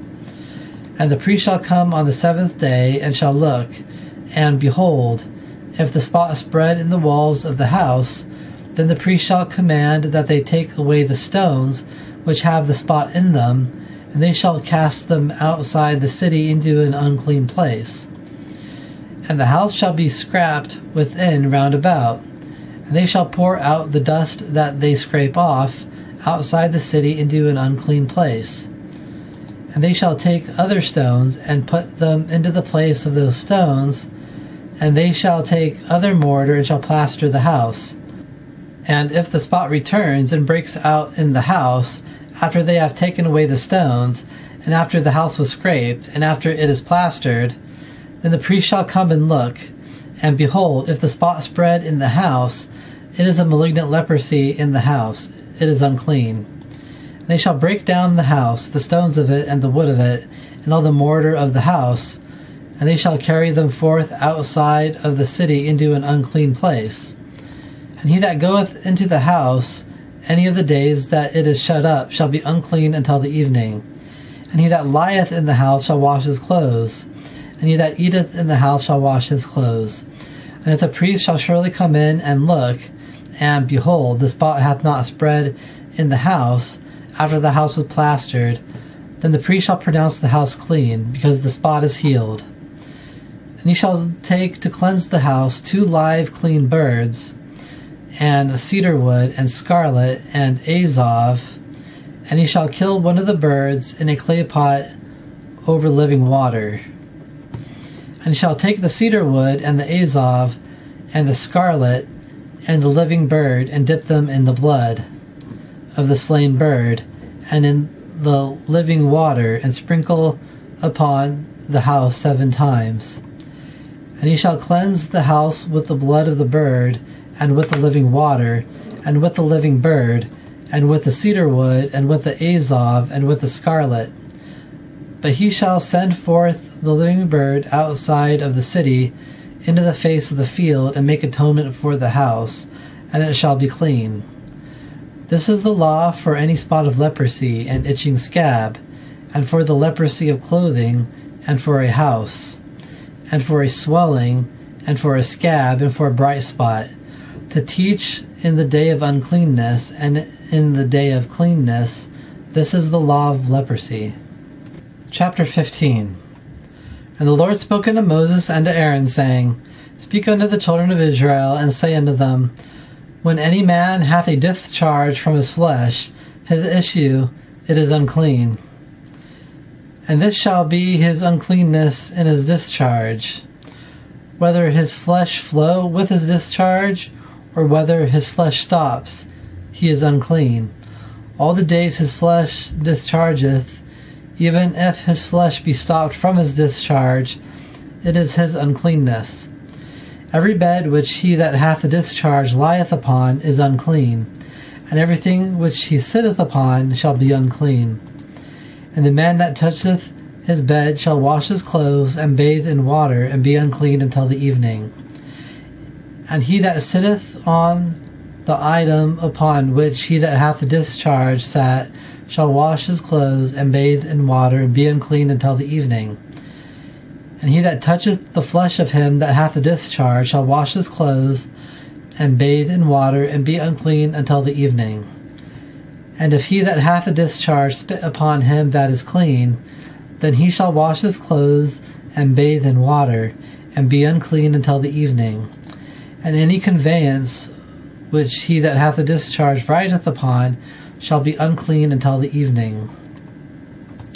And whosoever that toucheth anything that come to be under him shall be unclean until the evening. And he that beareth them shall wash his clothes, and bathe in water, and be unclean until the evening. And any one that he that hath a discharge toucheth, and hath not rinsed his hands in water, shall then wash his clothes, and bathe in water, and be unclean until the evening. And the clay pot that he that hath a discharge toucheth shall be broken, and every vessel of wood shall be rinsed in water. And when he that hath a discharge is cleansed from his discharge, then he shall count for himself 7 days for his cleansing, and wash his clothes, and bathe his flesh in living water, and shall be clean. And on the 8th day he shall take for himself 2 turtle doves, or 2 children of pigeons, and come before the face of the Lord unto the door of the tent of the meeting place, and give them unto the priest. And the priest shall offer them, one for a sin offering, and the one for a burnt offering, and the priest shall make atonement for him before the face of the Lord from his discharge. And if a man's seed of copulation go out of him, then he shall wash all his flesh in water, and be unclean until the evening. And every garment and every skin which the seed of copulation comes upon it, that shall be washed in water, and be unclean until the evening. And a woman that shall lie down with man's seed of copulation, then they shall bathe in water, and be unclean until the evening. And if a woman have a discharge, and the discharge in her flesh be blood, she shall be in her impure monthly cycle 7 days. And whosoever toucheth her shall be unclean until the evening. And everything that she lieth upon in her impure monthly cycle shall be unclean, and everything that she sitteth upon shall be unclean. And whosoever toucheth her bed shall wash his clothes, and bathe in water, and be unclean until the evening. And whosoever toucheth any item that she sat upon shall wash his clothes, and bathe in water, and be unclean until the evening. And if any item be on the bed, or on the item which he sitteth upon, if he toucheth it, he shall be unclean until the evening.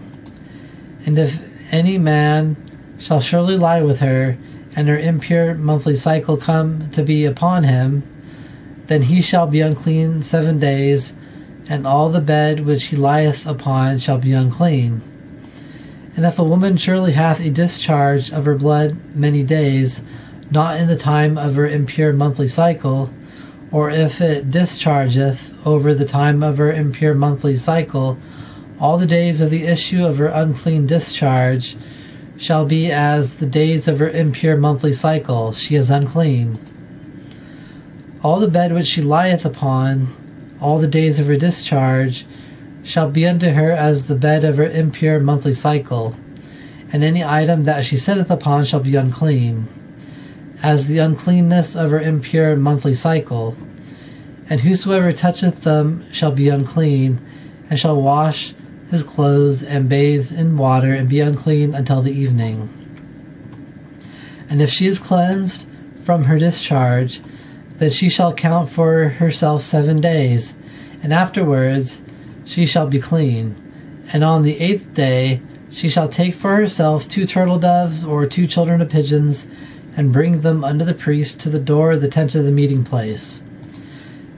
And the priest shall offer the one for a sin offering, and the one for a burnt offering, and the priest shall make atonement for her before the face of the Lord from the discharge of her uncleanness.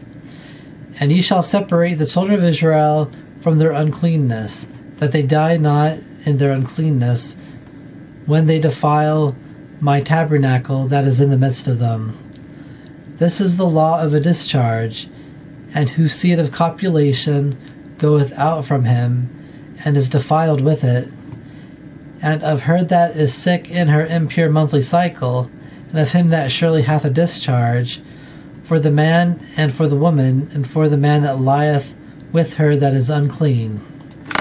Chapter 16. And the Lord spake unto Moses after the death of the 2 sons of Aaron, when they brought strange fire before the face of the Lord, and died. And the Lord said unto Moses, Speak unto Aaron thy brother, that he come not at any time into the holy place within the veil, before the front of the atoning place, which is upon the ark, that he die not. For I will appear in the cloud upon the atoning place. With this shall Aaron come into the holy place, with a young bull, a son of the herd, for a sin offering, and a ram for a burnt offering. He shall put on a holy white linen tunic, and shall have a white linen undergarment upon his flesh, and shall be girded with a white linen girdle, and with a white linen turban shall he be attired. These are holy garments. And he shall bathe his flesh in water, and put them on. And he shall take from the congregation of the children of Israel 2 hairy he-goats of the she-goats for a sin offering, and 1 ram for a burnt offering. And Aaron shall bring near his young bull of the sin offering, which is for himself, and make atonement for himself and for his house. And he shall take the 2 hairy he-goats, and cause them to stand before the face of the Lord at the door of the tent of the meeting place. And Aaron shall cast lots upon the 2 hairy he-goats, 1 lot for the Lord, and 1 lot for the remover of sins. And Aaron shall bring near the hairy he-goat, upon which fell the lot for the Lord, and offer him for a sin offering. But the hairy he-goat, upon which fell the lot for the remover of sins, shall be stood alive before the face of the Lord to make atonement with him, and shall send him forth for a remover of sins into the wilderness. And Aaron shall bring the young bull of the sin offering, which is for himself, and shall make atonement for himself and for his house, and shall kill the young bull of the sin offering, which is for himself. And he shall take a censer full of burning coals of fire from upon the veil before the face of the Lord, and his hands full of sweet incense beaten small, and bring it within the veil. And he shall put the incense upon the fire before the face of the Lord, that the cloud of the incense may cover the atoning place that is upon the testimony, that he die not. And he shall take some of the blood of the young bull, and sprinkle it with his finger above the top of the atoning place eastward. And before the front of the atoning place shall he sprinkle some of the blood with his finger 7 times. And he shall kill the hairy he-goat of the sin offering that is for the people, and bring his blood within the veil, and do with his blood as he did with the blood of the young bull, and sprinkle it above the atoning place, and before the front of the atoning place. And he shall make atonement for the holy place, from the uncleanness of the children of Israel, and from their transgressions, for all their sins. And thus shall he do for the tent of the meeting place, that remaineth with them in the midst of their uncleanness. And there shall not be any man in the tent of the meeting place when he goeth in to make atonement in the holy place, until he come out, and have made atonement for himself, and for his house, and for all the church of Israel. And he shall go out unto the altar that is before the face of the Lord, and make atonement for it, and shall take some of the blood of the young bull, and some of the blood of the hairy he-goat, and put it upon the horns of the altar round about. And he shall sprinkle some of the blood upon it with his finger 7 times, and cleanse it, and sanctify it from the uncleanness of the children of Israel. And when he hath completed making atonement for the holy place, and the tent of the meeting place, and the altar, then he shall bring near the living hairy he-goat, and Aaron shall heavily lay his 2 hands upon the head of the living hairy he-goat, and confess over him all the iniquities of the children of Israel, and all their transgressions, for all their sins, putting them upon the head of the hairy he-goat, and shall send him away in the hand of an appointed man into the wilderness. And the hairy he-goat shall bear upon himself all their iniquities unto a land cut off. He shall send forth the hairy he-goat into the wilderness. And Aaron shall come into the tent of the meeting place, and shall take off the white linen garments, which he put on when he went into the holy place, and shall leave them there. And he shall bathe his flesh in water in a holy place, and put on his garments, and come forth, and offer his burnt offering, and the burnt offering of the people, and make atonement for himself and for the people. And the fat of the sin offering shall he burn up in a smoke upon the altar. And he that sent forth the hairy he-goat for the remover of sins shall wash his clothes, and bathe his flesh in water, and thus afterward shall he come into the encampment. And the young bull of the sin offering, and the hairy he-goat of the sin offering, whose blood was brought in to make atonement in the holy place, shall be brought forth outside the encampment. And they shall burn in fire their skins and their flesh and their dung. And he that burneth them shall wash his clothes, and bathe his flesh in water. And thus afterward shall they come into the encampment. And this shall be unto you for an ordinance forever. In the 7th month, on the 10th day of the month, ye shall afflict your souls, and ye shall not do any work, whether it be a native or a sojourner that sojourneth among you. For in this day he shall make atonement for you, to cleanse you from all your sins. Ye shall be clean before the face of the Lord. It is a Sabbath of solemn rest unto you, and ye shall afflict your souls. This is an ordinance forever.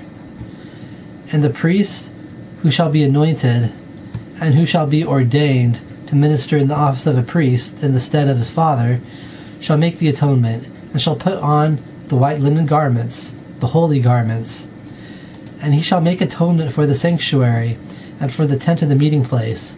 And he shall make atonement for the altar, and for the priests. And for all the people of the church he shall make atonement. And this shall be unto you for an ordinance forever, to make atonement for the children of Israel from all their sins once in the year. And he did as the Lord commanded Moses. Chapter 17.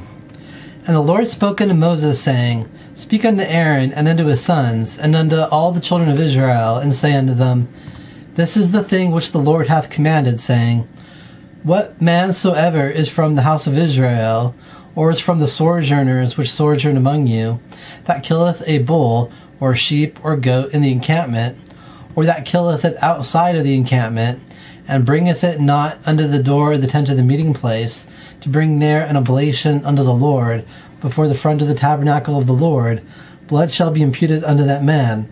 He hath shed blood, and that man shall be cut off from among his people.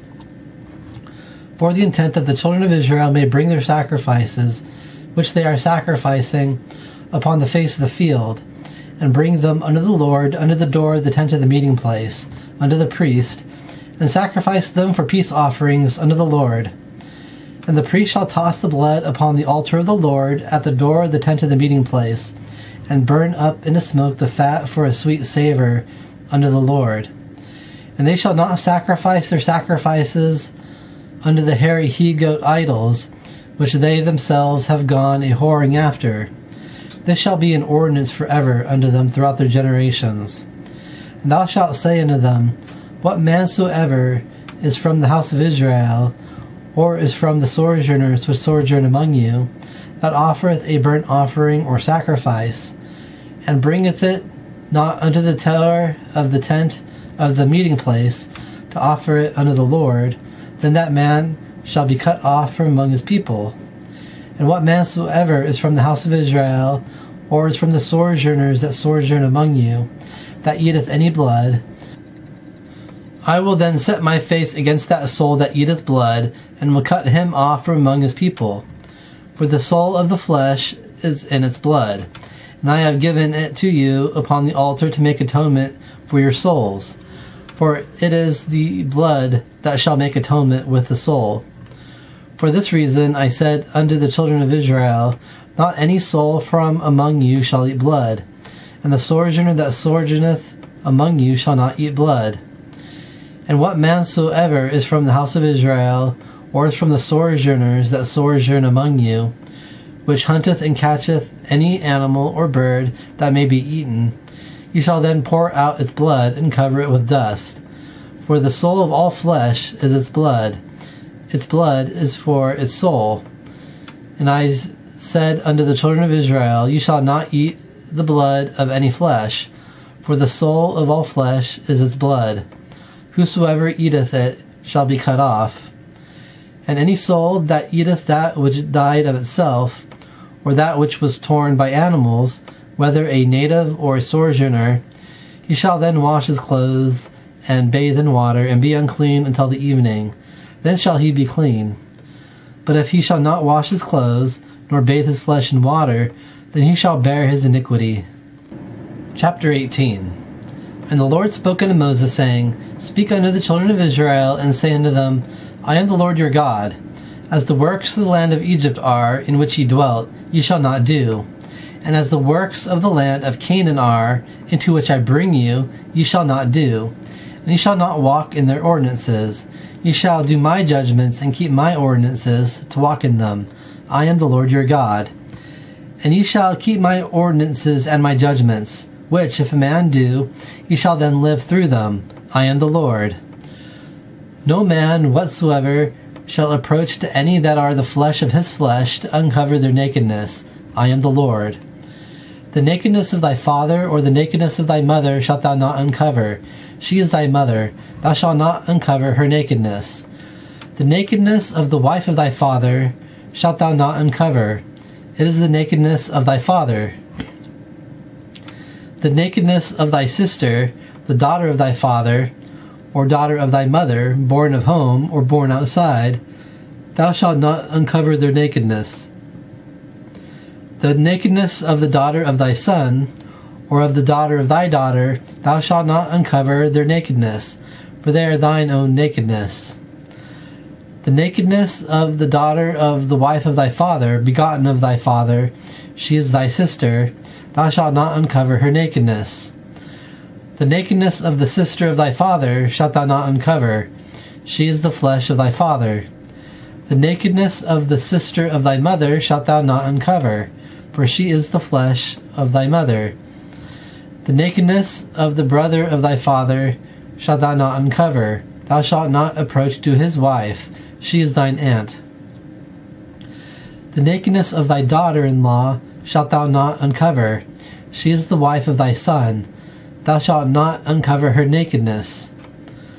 The nakedness of the wife of thy brother shalt thou not uncover, it is the nakedness of thy brother. The nakedness of a woman and her daughter shalt thou not uncover, neither shalt thou take the daughter of her son, or the daughter of her daughter, to uncover her nakedness, for they are her flesh, it is immoral. And a wife to her sister shalt thou not take, to vex her, to uncover her nakedness upon her in her lifetime. And thou shalt not approach unto a woman in her impure monthly cycle, in her uncleanness, to uncover her nakedness.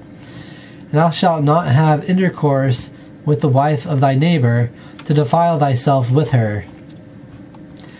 And thou shalt not let thy seed pass unto Moloch.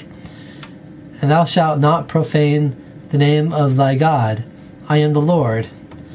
And thou shalt not lie with a male, as with a woman. It is an abomination. And thou shalt not have intercourse with any cattle to defile thyself with it. And a woman shall not stand before the face of cattle to lie down with it. It is confusion. Defile not yourselves in any of these things, for in all these the nations are defiled, which I cast out from before your face. And the land is defiled, so I do visit its iniquity upon her, and the land itself vomiteth out her inhabitants. And ye shall keep my ordinances and my judgments, and ye shall not do any of these abominations, neither those of your own nation, or the sojourner that sojourneth among you. For all these abominations have the men of the land done, which were before your face, and the land is defiled. That the land vomiteth not you out, by ye defiling it, as it vomited out the nation that was before your face. For anyone that shall do any of these abominations, even the souls that do them, shall be cut off from among their people. And ye shall keep my charge, to not do the abominable ordinances which were done before your face, and not defile yourselves with them, for I am the Lord your God. Chapter 19. And the Lord spoke unto Moses, saying, Speak unto all the congregation of the children of Israel, and say unto them, Ye shall be holy, for I, the Lord your God, am holy.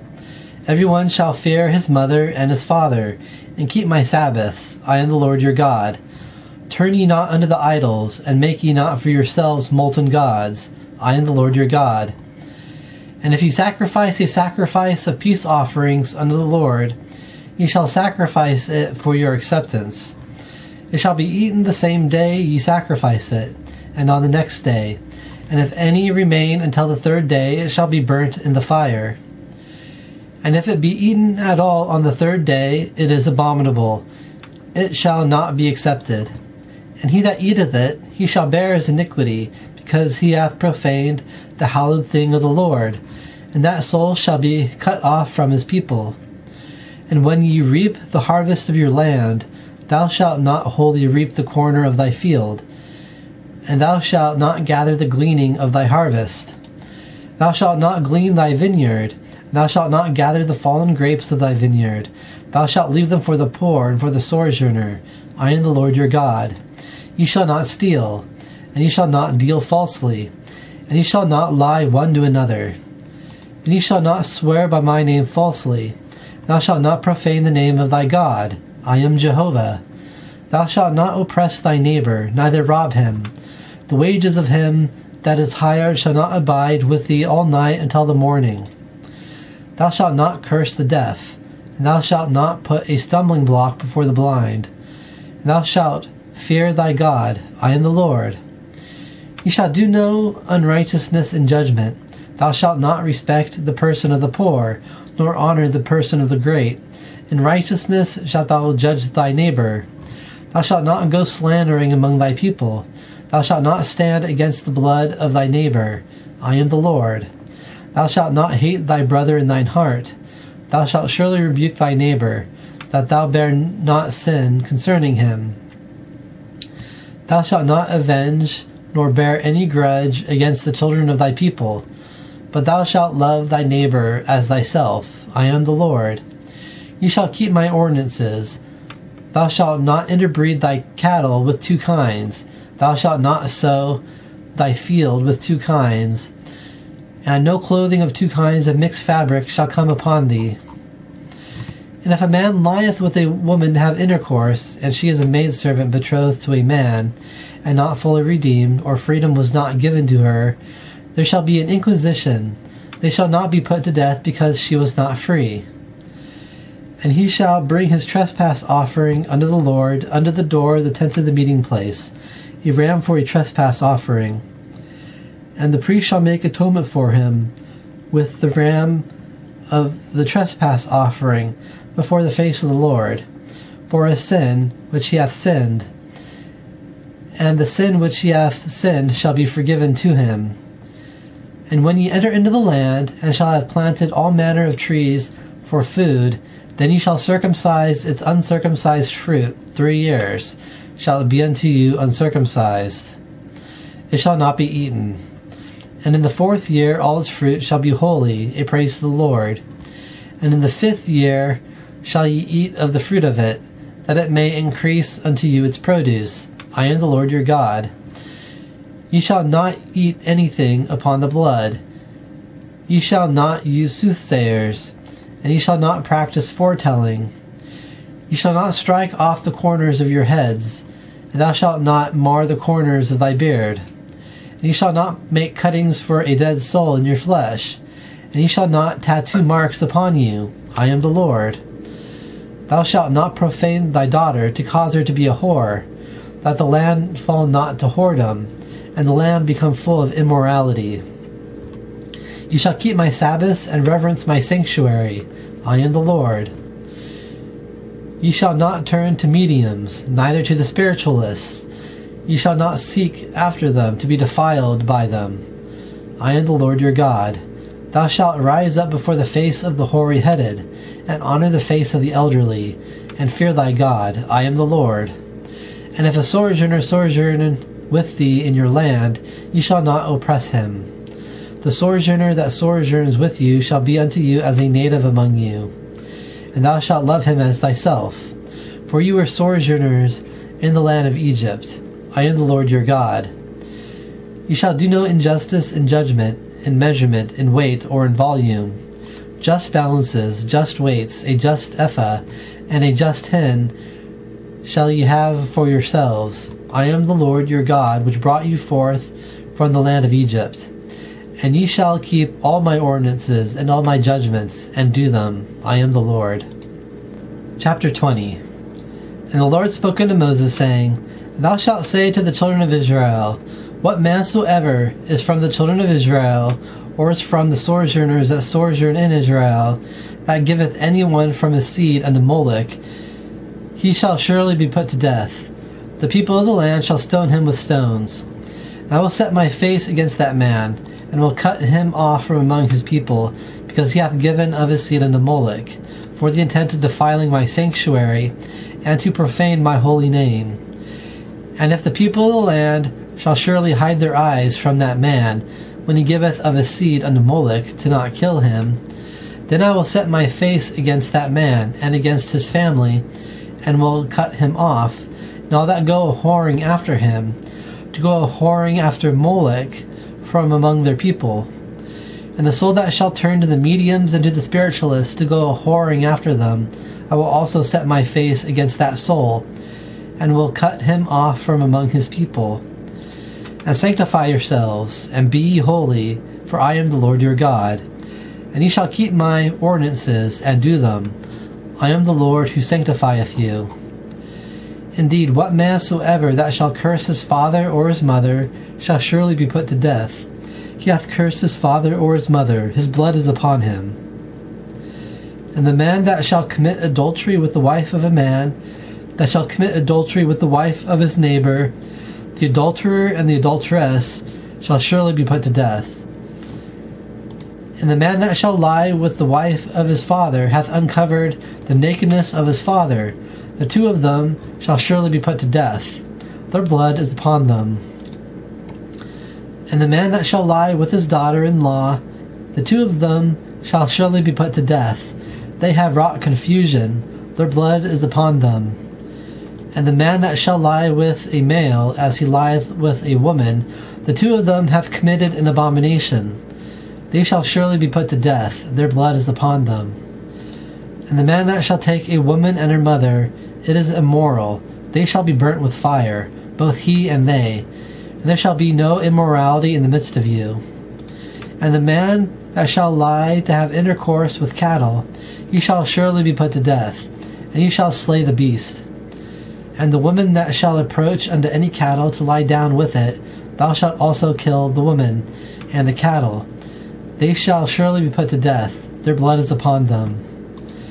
And the man that shall take his sister, the daughter of his father or the daughter of his mother, and see her nakedness, and she see his nakedness, it is shameful. And they shall be cut off in the eyes of the children of their people. He hath uncovered the nakedness of his sister. He shall bear his iniquity. And the man that shall lie with a woman that is in her sickness, and uncover her nakedness, he hath made bare her fountain, and she hath uncovered the fountain of her blood, and the two of them shall be cut off from among their people. Thou shalt not uncover the nakedness of the sister of thy mother, nor the sister of thy father, for he maketh bare his blood. They shall bear their iniquity. And the man that shall lie with his uncle's wife, he hath uncovered the nakedness of his uncle. They shall bear their sin. They shall die childless. And the man that shall take the wife of his brother, in his uncleanness, he hath uncovered the nakedness of his brother. They shall be childless. And ye shall keep all my ordinances and all my judgments, and do them, that the land which I bring you thither to dwell in vomit you not out. And ye shall not walk in the ordinances of the nations, which I cast out before your face. For they did all these things, so I abhorred them. And I said unto you, ye shall inherit their land, and I will give it unto you to possess it, a land flowing with milk and honey. I am the Lord your God, which have separated you from the peoples. And ye shall separate between the clean cattle and unclean, and between the unclean flying creatures and clean. And ye shall not make your souls abominable with the cattle, or with the flying creatures, or with anything that creepeth on the ground, which I have separated for you to be unclean. And ye shall be holy unto me, for I the Lord am holy, and have separated you from the peoples, to be for me. And the man or woman that shall become among them a medium or a spiritualist shall surely be put to death. They shall stone them with stones. Their blood is upon them. Chapter 21. And the Lord said unto Moses, Speak unto the priests, the sons of Aaron, and say unto them, Ye shall not be defiled for a dead soul among his people, except if it is for his blood that is near unto him, for his mother, or for his father, or for his son, or for his daughter, or for his brother, or for his virgin sister that is near unto him, which hath had no husband, for her he may be defiled. He shall not defile himself, being a husbandman among his people, to profane himself. They shall not make baldness upon their head, and they shall not shave off the corner of their beard, and they shall not make any cuttings in their flesh. They shall be holy unto their God, and they shall not profane the name of their God, for the offerings of the Lord made by fire, the bread of their God they do bring, and they shall be holy. They shall not take a wife that is a whore or profaned, and they shall not take a woman divorced from her husband, for he is holy unto his God. Thou shalt sanctify him, for he bringeth the bread of thy God. He shall be holy unto thee, for I, the Lord, am holy, which sanctify them. And the daughter of a man who is a priest, if she profane herself by playing the whore, she profaneth her father, she shall be burnt with fire. And the high priest from among his brethren, upon whose head the anointing oil was poured, and ordained to put on the garments, shall not uncover his head, and shall not rend his garments. And he shall not go over to any dead soul. He shall not defile himself for his father or for his mother.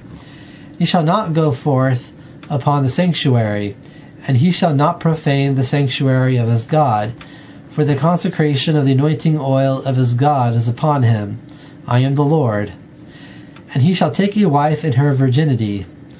A widow, or divorcee, or profane, or a harlot, these shall he not take. But he shall take a virgin from his own people to wife. And he shall not profane his seed among his people, for I the Lord sanctifieth him. And the Lord spoke unto Moses, saying, Speak unto Aaron, saying, A man from thy seed throughout their generations, that hath any blemish in him, let him not come near to bring the bread of his God. For any man that hath a blemish in him, he shall not come near, a blind man, or lame, or a maimed face, or too long a limb, or a man that hath on him a broken foot, or a broken hand, or is a hunchback, or a dwarf, or that hath an obscurity in his eye, or hath dry or wet sores, or hath a crushed testicle. Any man that hath a blemish in him from the seed of Aaron the priest shall not come near to bring the offerings of the Lord made by fire. He hath a blemish in him. He shall not come near to bring the bread of his God. He may eat the bread of his God from the most holy and from the holy, only he shall not go in under the veil, and he shall not come near unto the altar, because he hath a blemish in him. And he shall not profane my sanctuaries, for I am the Lord that sanctifieth them. And Moses spoke unto Aaron and to his sons, and unto all the children of Israel. Chapter 22. And the Lord spoke unto Moses, saying, Speak unto Aaron and to his sons, that they separate themselves from the holy things of the children of Israel. And they shall not profane my holy name, in that which they consecrate unto me. I am the Lord. Say unto them, Any man throughout your generations from among your seed, that cometh near unto the holy things, which the children of Israel shall consecrate unto the Lord, and his uncleanness is upon him, that soul shall be cut off from before my face. I am the Lord. What man soever of the seed of Aaron that is a leper, or hath a discharge, he shall not eat of the holy things, until when he is clean. And whoso toucheth anything that is unclean by a dead soul, or a man whose seed of copulation goeth forth from him, or a man that toucheth any unclean creeping thing, which shall be unclean unto him, or by a man who shall be unclean unto him, for whatsoever uncleanness he hath, the soul which hath touched any of these shall then be unclean until the evening, and shall not eat from the holy things, unless if he bathe his flesh in water. And when the sun goeth down, he then shall be clean, and shall afterward eat from the holy things, because it is for his bread. That which dieth of itself, or is torn by animals, he shall not eat to defile himself with it. I am the Lord. And they shall keep mine ordinance, lest they bear sin for it, and die. Therefore, if they profane not mine ordinance, I the Lord will sanctify them. And not any stranger shall eat of the holy thing. A sojourner of the priest, or a hired servant, shall not eat of the holy thing.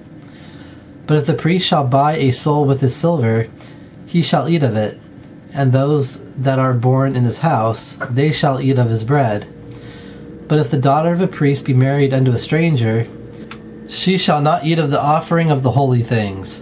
But if the daughter of the priest shall become a widow or divorced, and hath no seed for herself, and is returned unto the house of her father, as in her youth, she shall eat from the bread of her father, and not any stranger shall eat of it. And if a man shall eat of the holy thing unintentionally, then he shall add a fifth part of it unto it, and shall give the holy thing unto the priest. And they shall not profane the holy things of the children of Israel, which they shall offer unto the Lord, and cause them to bear the iniquity of guilt when they eat their holy things. For I the Lord sanctifieth them. And the Lord spoke unto Moses, saying, Speak unto Aaron and to his sons, and unto all the children of Israel, and say unto them, What man soever is from the house of Israel, or is from the sojourner that dwelleth in Israel, that shall bring his oblation for any of his vows, or for any of his freewill offerings, which they shall bring unto the Lord for a burnt offering, for it to be acceptable, it shall be a male without blemish, of the herd, of the lambs, or of the kids. Anything that hath a blemish ye shall not offer, for it shall not be acceptable for you. And a man that bringeth a sacrifice of peace offerings unto the Lord to accomplish a vow, or for a freewill offering of the herd or of the flock, it shall be perfect to be acceptable. There shall not be any blemish in it. Blind, or broken, or maimed, or having a running sore, or dry sore, or wet sore, ye shall not bring these unto the Lord, nor shall ye make an offering by fire from them upon the altar unto the Lord. And a bull, or one of the flock, that hath too long a limb, or too short a limb, ye may offer it for a freewill offering, but for a vow it shall not be acceptable. And those with bruised, or crushed, or torn, or cut testicles, ye shall not bring unto the Lord. And ye shall not do this in your land. And from the hand of a son of a foreigner, ye shall not bring the bread of your God from any of these, because their corruption is in them, a blemish is in them. They shall not be acceptable for you. And the Lord spoke unto Moses, saying, When a bull, or a sheep, or a goat is begotten, then it shall be 7 days under its mother, and from the 8th day and thenceforth it shall be acceptable for an oblation made by fire unto the Lord. And a cow or a ewe, ye shall not kill her and her child in 1 day. And when ye will sacrifice a sacrifice of thanksgiving unto the Lord, ye will sacrifice it for your acceptance. In that day it shall be eaten. Ye shall leave none of it until the morning. I am the Lord. And ye shall keep my commandments and do them. I am the Lord. And ye shall not profane my holy name. And I will be sanctified in the midst of the children of Israel. I am the Lord who sanctifies you, that brought you from the land of Egypt to be for a God unto you. I am the Lord. Chapter 23. And the Lord spoke unto Moses, saying, Speak unto the children of Israel, and say unto them, These are the appointed times of the Lord, which ye shall proclaim, holy assemblies. These are my appointed times. 6 days shall work be done, but on the 7th day is a Sabbath of solemn rest, a holy assembly. Ye shall not do any work. It is a Sabbath unto the Lord in all your dwelling places. These are the appointed times of the Lord, the holy assemblies, which ye shall proclaim in their appointed times. In the 1st month, on the 14th of the month, between the 2 evenings, is the Passover of the Lord. And on the 15th day of this month is the feast of unleavened bread unto the Lord. 7 days ye shall eat unleavened bread. On the 1st day ye shall have a holy assembly for yourselves. Ye shall not do any servile work. And ye shall bring an offering made by fire unto the Lord 7 days. On the 7th day it is a holy assembly. Ye shall not do any servile work. And the Lord spoke unto Moses, saying, Speak unto the children of Israel, and say unto them, When ye come into the land which I give unto you, and shall reap the harvest of it, then ye shall bring an omer of the first fruit of your harvest unto the priest. And ye shall wave the omer before the face of the Lord, to be accepted for you. On the day after the Sabbath the priest shall wave it. And ye shall offer on the day when ye wave the omer a he lamb without blemish, of the first year for a burnt offering unto the Lord. And the grain offering of it is 2/10 of an ephah of the best flour mixed with oil, an offering made by fire unto the Lord, a sweet savor. And the drink offering of it is of wine, a 4th part of a hin. And ye shall not eat bread or parched grain or fresh heads of grain until this same day, until ye have brought an oblation unto your God. It is an ordinance forever throughout your generations in all your dwelling places. And ye shall count for yourselves from the day after the Sabbath, from the day that ye brought the omer of the wave offering, 7 Sabbaths shall be completed. Even unto the day after the 7th Sabbath shall ye number, 50 days. And ye shall bring a new grain offering unto the Lord. Ye shall bring from your habitations 2 wave loaves of 2/10 of an ephah. They shall be of the best flour. They shall be baked with leaven. They are the first fruits unto the Lord. And ye shall bring with the bread 7 he-lambs without blemish of the first year, and 1 young bull, a son of the herd, and 2 rams. They shall be for a burnt offering unto the Lord, and their grain offering, and their drink offerings, an offering made by fire, a sweet savor unto the Lord. And ye shall sacrifice 1 hairy he-goat of the she-goats for a sin offering, and 2 he-lambs of the first year for a sacrifice of peace offerings. And the priest shall wave them with the bread of the first fruits, a wave offering before the face of the Lord, with the 2 he-lambs. They shall be holy to the Lord for the priest. And ye shall proclaim on this same day that it shall be a holy assembly unto you. Ye shall not do any servile work. It is an ordinance forever in all your dwelling places throughout your generations. And when ye reap the harvest of your land, thou shalt not wholly reap the corner of thy field when thou reapest, and thou shalt not gather the gleaning of thy harvest. Thou shalt leave them for the poor and for the sojourner. I am the Lord your God. And the Lord spoke unto Moses, saying, Speak unto the children of Israel, saying, In the 7th month, on the 1st of the month, it shall be a solemn rest unto you, a memorial of blowing of ram's horns, a holy assembly. Ye shall not do any servile work, and ye shall bring an offering made by fire unto the Lord. And the Lord spoke unto Moses, saying, Surely on the 10th of the 7th month is the day of atonement. It shall be a holy assembly unto you, and ye shall afflict your souls, and bring an offering made by fire unto the Lord. Ye shall not do any work in this same day, for it is a day of atonement, to make an atonement for you before the face of the Lord your God.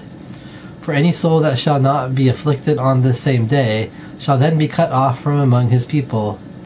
And any soul that doeth any work on this same day, I will then destroy his soul from among his people. Ye shall not do any work. It is an ordinance forever throughout your generations and all your dwelling places. It is a Sabbath of solemn rest unto you. And ye shall afflict your souls. On the 9th of the month in the evening, from evening unto evening, shall ye keep your Sabbath. And the Lord spoke unto Moses, saying, Speak unto the children of Israel, saying, On the 15th day of the 7th month is the feast of booths, 7 days unto the Lord. On the 1st day is a holy assembly. Ye shall not do any servile work. 7 days ye shall bring an offering made by fire unto the Lord. On the 8th day shall be a holy assembly unto you. Ye shall bring an offering made by fire unto the Lord. It is a solemn assembly. Ye shall not do any servile work. These are the appointed times to the Lord, which ye shall proclaim with their holy assemblies, to bring an offering made by fire unto the Lord, a burnt offering and a grain offering, a sacrifice and drink offerings, everything surely on its day. Beside the Sabbaths of the Lord, and beside your gifts, and beside all your vows, and beside all your freewill offerings, which ye give unto the Lord. Surely on the 15th day of the 7th month, when ye have gathered in the produce of the land, ye shall keep a feast of the Lord 7 days. On the 1st day is a solemn rest, and on the 8th day is a solemn rest. And ye shall take for yourselves on the 1st day the fruit of a beautiful tree, fronds of date palm trees, and the branches of a leafy tree, and willows of the wadi, and ye shall rejoice before the face of the Lord your God 7 days. Ye shall celebrate it, a feast unto the Lord, 7 days in the year. It is an ordinance forever throughout your generations. Ye shall celebrate it in the 7th month. Ye shall dwell in booths 7 days. All that are native born in Israel shall dwell in booths, for the intent that your generations may know that I made the children of Israel dwell in booths, when I brought them forth from the land of Egypt. I am the Lord your God. And Moses declared the appointed times of the Lord unto the children of Israel. Chapter 24. And the Lord spoke unto Moses, saying, Command the children of Israel that they bring to thee pure olive oil beaten for the light, to cause the lamp to burn continually. Outside of the veil of the testimony, in the tent of the meeting place, shall Aaron and his sons set it in order from evening to morning, before the face of the Lord continually. It is an ordinance forever throughout your generations. Ye shall set in order the lamps upon the pure lampstand before the face of the Lord continually. Thou shalt take the best flour, and bake with it 12 hollow loaves. 2/10 of an ephah shall be in one hollow loaf.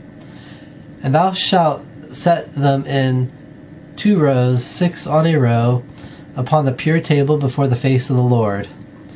Thou shalt put beside the row pure frankincense, and it shall be unto the bread for a memorial, an offering made by fire unto the Lord. Sabbath day by Sabbath day he shall set it in order before the face of the Lord continually. These are from the children of Israel an everlasting covenant. And it shall be for Aaron and for his sons, and they shall eat it in a holy place, for it is most holy unto him from the offerings made by fire of the Lord, an everlasting ordinance. And the son of an Israelitish woman, and his father was a man of Egypt, went out in the midst of the children of Israel, and they strove together in the encampment, the son of the Israelitish woman, and a man of the Israelites. And the son of the Israelitish woman blasphemed the name, and cursed. And they brought him unto Moses. And the name of his mother was Shelomith, the daughter of Dibri, of the tribe of Dan. And they put him in confinement, that it might be clarified unto them by the mouth of the Lord. And the Lord spoke unto Moses, saying, Bring forth him that hath cursed to the outside of the encampment, and let all that heard him lay their hands heavily upon his head, and let all the congregation stone him. Thou shalt speak unto the children of Israel, saying, What man soever, if he curseth his God, he shall then bear his sin. And he that blasphemeth the name of the Lord, he shall surely be put to death. All the congregation shall certainly stone him, as well the sojourner as he that is native. When he blasphemeth the name, he shall be put to death. And he that smiteth the soul of any man shall surely be put to death. And he that smiteth the soul of cattle shall make it good, soul for a soul. And if a man cause a blemish in his neighbor, as he hath done, so shall it be done to him. Breaking for breaking, eye for eye, tooth for tooth. As he hath caused a blemish in a man, so shall it be caused in him. And he that smiteth cattle, he shall make it good. And he that smiteth a man, he shall be put to death. Thou shalt have one judgment for yourselves. It shall be for the sojourner as well the native, for I am the Lord your God. And Moses spoke to the children of Israel, that they should bring forth him that had cursed to the outside of the encampment, and stone him with stones. And the children of Israel did as the Lord commanded Moses. Chapter 25. And the Lord spoke unto Moses in Mount Sinai, saying, Speak unto the children of Israel, and say unto them, When ye enter into the land which I give to you, then shall the land keep a Sabbath unto the Lord. 6 years thou shalt sow thy field, and 6 years thou shalt prune thy vineyard, and gather in the fruit of it. And in the 7th year shall be a Sabbath of solemn rest unto the land, a Sabbath unto the Lord. Thou shalt not sow thy field, and thou shalt not prune thy vineyard. That which groweth of its own accord of thy harvest thou shalt not reap, and the grapes of thy separations thou shalt not gather. It shall be a year of solemn rest unto the land. And the Sabbath of the land shall be for food unto you, for thee and for thy servant and for thy maidservant, and for thy hired servant, and for thy stranger that sojourneth with thee, and for thy cattle, and for the living thing that is in thy land. Its produce shall all be for food. And thou shalt count unto thee 7 Sabbaths of years, 7 years 7 times. And the time of the 7 Sabbaths of years shall be unto thee 49 years. Thou shalt cause the ram's horn blast to sound in the 7th month. On the 10th of the month, in the day of atonement, shall ye cause the ram's horn to sound in all your land. And ye shall sanctify the year of the 50th year, and proclaim liberty in the land unto all the inhabitants of it. It shall be a jubilee unto you. And ye shall return a man unto his possession, and ye shall return a man unto his family. The 50th year shall be unto you a year of jubilee. Ye shall not sow, and ye shall not reap that which groweth of its own accord, and ye shall not gather the separated. For it is the jubilee, it shall be holy unto you. Ye shall eat its produce from the field. In the year of this jubilee ye shall return a man unto his possession. And when thou shalt sell that which is sellable unto thy neighbor, or buyest from the hand of thy neighbor, a man shall not oppress his brother. According to the number of years after the jubilee thou shalt buy from thy neighbor. According unto the number of years of produce he shall sell unto thee. According to the multitude of the years thou shalt increase the price of it, and according to the fewness of the years thou shalt diminish the price of it. For the number of production he selleth unto thee. And a man shall not oppress his neighbor, but thou shalt fear thy God, for I am the Lord your God. And ye shall do my ordinances, and keep my judgments, and do them. And ye shall dwell upon the land in safety. And the land shall yield her fruit, and ye shall eat to fullness, and dwell upon her in safety. And if ye shall say, What shall we eat in the 7th year? Behold, we shall not sow, and we shall not gather in our produce. Then I will command my blessing unto you in the 6th year, and it shall bring forth the produce for 3 years. You shall sow the 8th year, and eat from the old produce until the 9th year. Until her produce come in, ye shall eat of the old. The land shall not be sold forever, for the land is mine, for ye are strangers and sojourners with me. And in all the land of your possession ye shall grant a redemption for the land. If thy brother shall become poor, and hath sold some of his possession, then his nearest kin shall come and redeem it, and he shall redeem that which his brother sold. And if the man shall have none to redeem it, and obtains by his own hand enough to redeem it, then let him count the years of the sale of it, and restore the remainder unto the man to whom he sold it, that he may return unto his possession. But if he doth not obtain by his own hand enough to return it unto himself, then that which is sold shall be in the hand of him that hath bought it until the year of Jubilee. And it shall go out in the Jubilee, and he shall return unto his possession. And if a man sell his dwelling house in a walled city, then he may redeem it within a whole year after it is sold. During the set time he may redeem it. And if it shall not be redeemed within the space of a complete year, then the house that is in the walled city shall be established forever to him that bought it throughout his generations. It shall not go out in the Jubilee. But the houses of the villages which have no wall round about unto them, they shall be counted as the fields of the land. They may be redeemed unto him, and in the Jubilee they shall go out. And the cities of the Levites, the houses of the cities of their possession, shall be redeemable forever to the Levites. And that which shall not be redeemed by the Levites, even the house that was sold, and the city of his possession, shall go out in the Jubilee. For the houses of the cities of the Levites are their possession in the midst of the children of Israel. But the field of the pasture land of their cities may not be sold, for it is for their perpetual possession. And if thy brother shall become poor, and his hand trembleth beside thee, then thou shalt support him as a sojourner and a stranger, that he may live with thee. Take thou no usury from him, or increase, but fear thy God, that thy brother may live with thee. Thou shalt not give unto him thy silver for usury. Thou shalt not give him thy food for increase. I am the Lord your God, which brought you forth from the land of Egypt, to give to you the land of Canaan, to be a God unto you. And if thy brother shall become poor beside thee, and is sold unto thee, thou shalt not compel him to serve as a bondservant.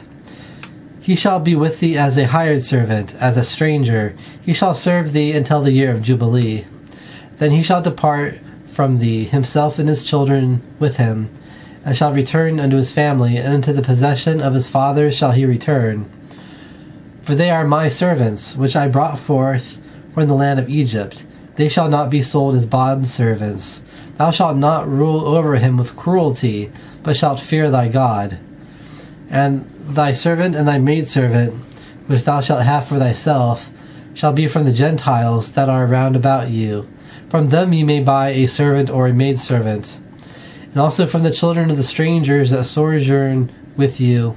From them may ye buy, and from their families that are with you, which they begat in your land, and they shall be for a possession unto you.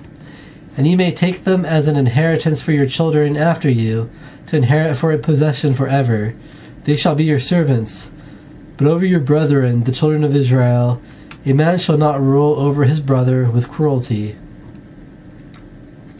And if a sojourner or stranger obtains wealth by his own hand beside thee, and thy brother is poor beside him, and sell himself unto the sojourner, a stranger beside thee, or to a member of the family of the sojourner, after he is sold he may be redeemed. One from among his brethren may redeem him, or his uncle, or the son of his uncle may redeem him, or one that is flesh of his flesh from his family may redeem him. Or if he obtain the price by his own hand, he may be redeemed by his own hand. And he shall count with him that bought him from the year that he was sold to him until the year of the Jubilee. And the silver of his sale shall be according to the number of years, as the time of a hired servant shall it be with him. If there are still many years according to their own mouth, he shall repay the price of his redemption from the silver of his purchase. And if few years remain until the year of Jubilee, then he shall count unto him according to his years. He shall repay the price of his redemption. As a year-by-year hired servant shall he be with him. You shall not rule over him with cruelty before thine eye. And if he shall not be redeemed with these, then he shall go out in the year of Jubilee himself, and his children with him. For unto me the children of Israel are servants. They are my servants, whom I brought forth from the land of Egypt. I am the Lord your God. Chapter 26. Ye shall not make for yourselves idols, or a graven image, and ye shall not raise up a pillar for yourselves.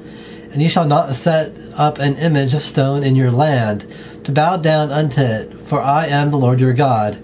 Ye shall keep my Sabbaths, and reverence my sanctuary. I am the Lord.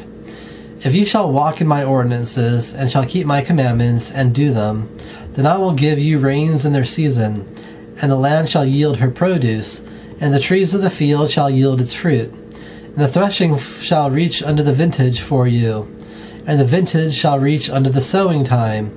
And ye shall eat your bread to the full, and shall dwell in your land safely. And I will give peace in thy land, and ye shall lie down, and none shall make afraid. And I will cause evil beasts to cease from the land, and a sword shall not pass through in your land. And ye shall chase your enemies, and they shall fall before your faces by the sword. And 5 of you shall chase 100, and 100 of you shall chase 10,000, and your enemies shall fall before your faces by the sword.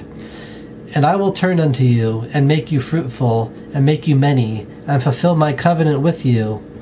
And ye shall eat old store long kept, and shall bring forth the old before the new. And I will set my tabernacle in your midst, and my soul shall not abhor you. And I will walk in the midst of you, and will be for a God unto you. And ye shall be for a people unto me. I am the Lord your God, who brought you forth from the land of Egypt, that ye should not be their servants. And I have broken the bands of your yoke, and made you walk upright. But if ye will not hearken unto me, and will not do all these my commandments, and if ye shall despise my ordinances, and if your soul shall abhor my judgments, to not do all my commandments, that ye break my covenant, I also will do this unto you. I will appoint over you terror, the wasting sickness, and the fever that shall extinguish the eyes and pine away the soul. And ye shall sow your seed in vain, and your enemies shall eat it. And I will set my face against you, and ye shall be smitten before the faces of your enemies, and they that hate you shall rule over you. And ye shall flee when none pursueth you. And if up to these ye will not hearken unto me, then I will chasten you 7 times more for your sins. And I will break the pride of your strength, and I will set your heavens as iron, and your earth as bronze. And your strength shall be spent in vain, and your land shall not yield her produce, and the trees of the field shall not yield its fruit. And if ye shall walk contrary unto me, and desire not to hearken unto me, then I will add upon you a plague 7 times more according to your sins. And I will send the beasts of the field among you, and bereave you of your children, and cut off your cattle, and make you few in number, and your highways shall be desolate. And if with these you will not be chastened unto me, but will walk contrary unto me, then will I also walk contrary unto you, and I, even I, will smite you 7 times for your sins. And I will bring a sword upon you, executing the vengeance of the covenant. And when ye are gathered together unto your cities, then I will send pestilence in the midst of you, and ye shall be given into the hand of an enemy. When I have broken unto you the staff of bread, then 10 women shall bake your bread in one oven, and they shall return your bread again by weight, and ye shall eat and not be satisfied.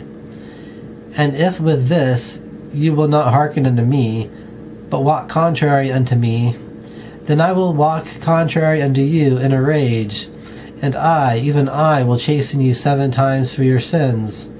And ye shall eat the flesh of your sons, and the flesh of your daughters shall ye eat. And I will destroy your high places, and cut down your chamanim, and set your carcasses upon the carcasses of your idols, and my soul shall abhor you. And I will lay your cities waste, and I will desolate your sanctuaries, and I will not smell the savor of your sweet odors. And I myself will desolate the land, and your enemies which dwell in her shall be astonished over it. And I will scatter you among the Gentiles, and I will draw out a sword following you, and your land shall be desolate, and your cities shall be waste. Then shall the land enjoy her Sabbaths all the days she is desolate, and ye are in the land of your enemies. Then shall the land rest, and enjoy her Sabbaths. All the days of her desolation shall she rest, which she rested not in your Sabbaths, when ye dwelt upon her. And among you that are left, I will then send weakness into their hearts, in the lands of their enemies, and the sound of a driven leaf shall chase them, and they shall flee as fleeing from a sword. They shall fall when none pursueth. And man shall stumble over his brother as before a sword, when none pursueth.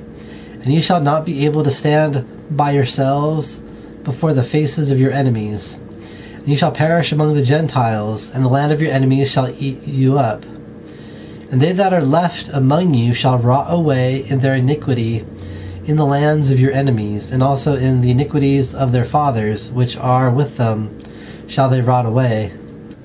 But if they shall confess their iniquity and the iniquity of their fathers, with their unfaithfulness with which they were unfaithful against me, and also that they have walked contrary unto me, yea, that I also have walked contrary unto them, and have brought them into the land of their enemies, if then their uncircumcised hearts shall be subdued, and they shall then willingly accept of the punishment of their iniquity, then will I remember my covenant with Jacob, and also my covenant with Isaac, and also my covenant with Abraham will I remember, and I will remember the land. And the land shall be forsaken by them, and shall enjoy her Sabbaths in her desolation because of them. And they shall willingly accept of the punishment of their iniquity, even because they despised my judgments, and their soul abhorred my ordinances. And yet, even this, when they shall be in the land of their enemies, I will not reject them, and I will not abhor them, to destroy them utterly, to break my covenant with them. For I am the Lord their God, and will remember for them the covenant of their ancestors, whom I brought forth from the land of Egypt. before the eyes of the Gentiles to become their God. I am the Lord. These are the ordinances and the judgments and the laws which the Lord gave between himself and the children of Israel in Mount Sinai by the hand of Moses. Chapter 27. And the Lord spoke unto Moses, saying, Speak unto the children of Israel, and say unto them, When a man shall make a special vow, the souls for the Lord shall be in thy estimation. And thy estimation shall be of the male from 20 years old even unto 60 years old, and thy estimation shall be 50 shekels of silver in the shekel of the sanctuary. And if a female, then thy estimation shall be 30 shekels.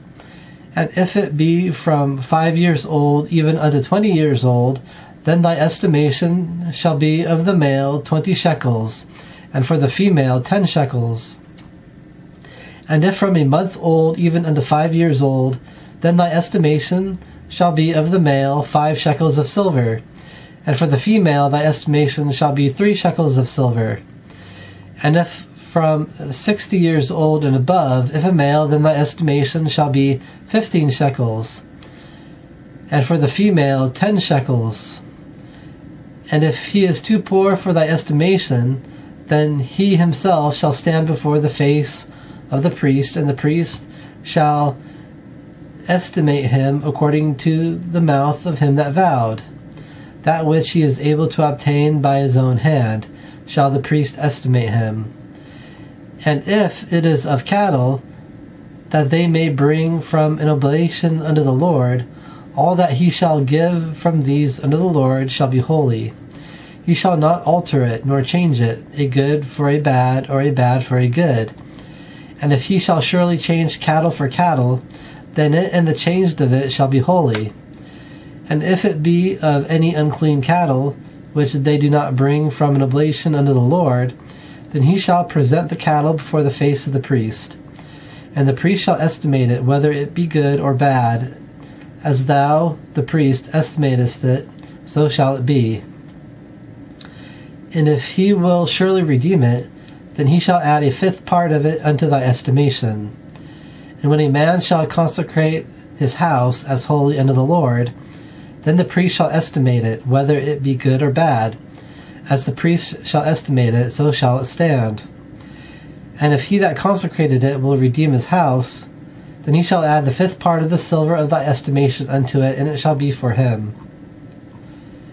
And if a man shall consecrate unto the Lord some part from the field of his possession, then thy estimation shall be according to the seed of it, a homer of barley seed at 50 shekels of silver.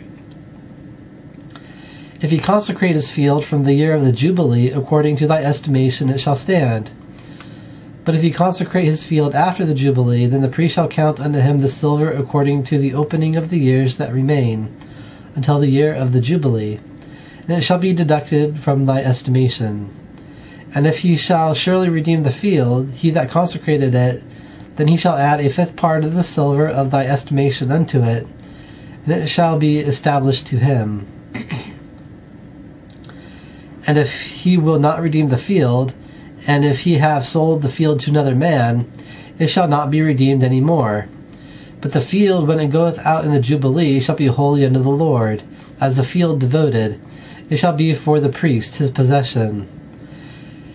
And if he shall consecrate unto the Lord a field which he hath bought, which is not from the field of his possession, then the priest shall count unto him the worth of thy estimation until the year of the Jubilee. And he shall give thine estimation in that day. It is holy unto the Lord. In the year of the Jubilee the field shall return unto him from whom it was bought, to him to whom possessed the land. And thy estimation shall be in the shekel of the sanctuary. 20 gerahs shall be the shekel. Nevertheless, the firstborn of the cattle, which should be the firstborn unto the Lord, no man shall consecrate it, whether bull or sheep. It is for the Lord. And if with unclean cattle, then he shall redeem it according to thine estimation, and shall add a 5th part of it unto it. And if it be not redeemed, then it shall be sold according to thy estimation. Nevertheless, any devoted thing that a man may devote unto the Lord, from anything that he hath, from man and cattle, and from the field of his possession shall not be sold, and shall not be redeemed. Every devoted thing, it is most holy unto the Lord. Anyone devoted to destruction shall be devoted to destruction from among men, shall not be redeemed.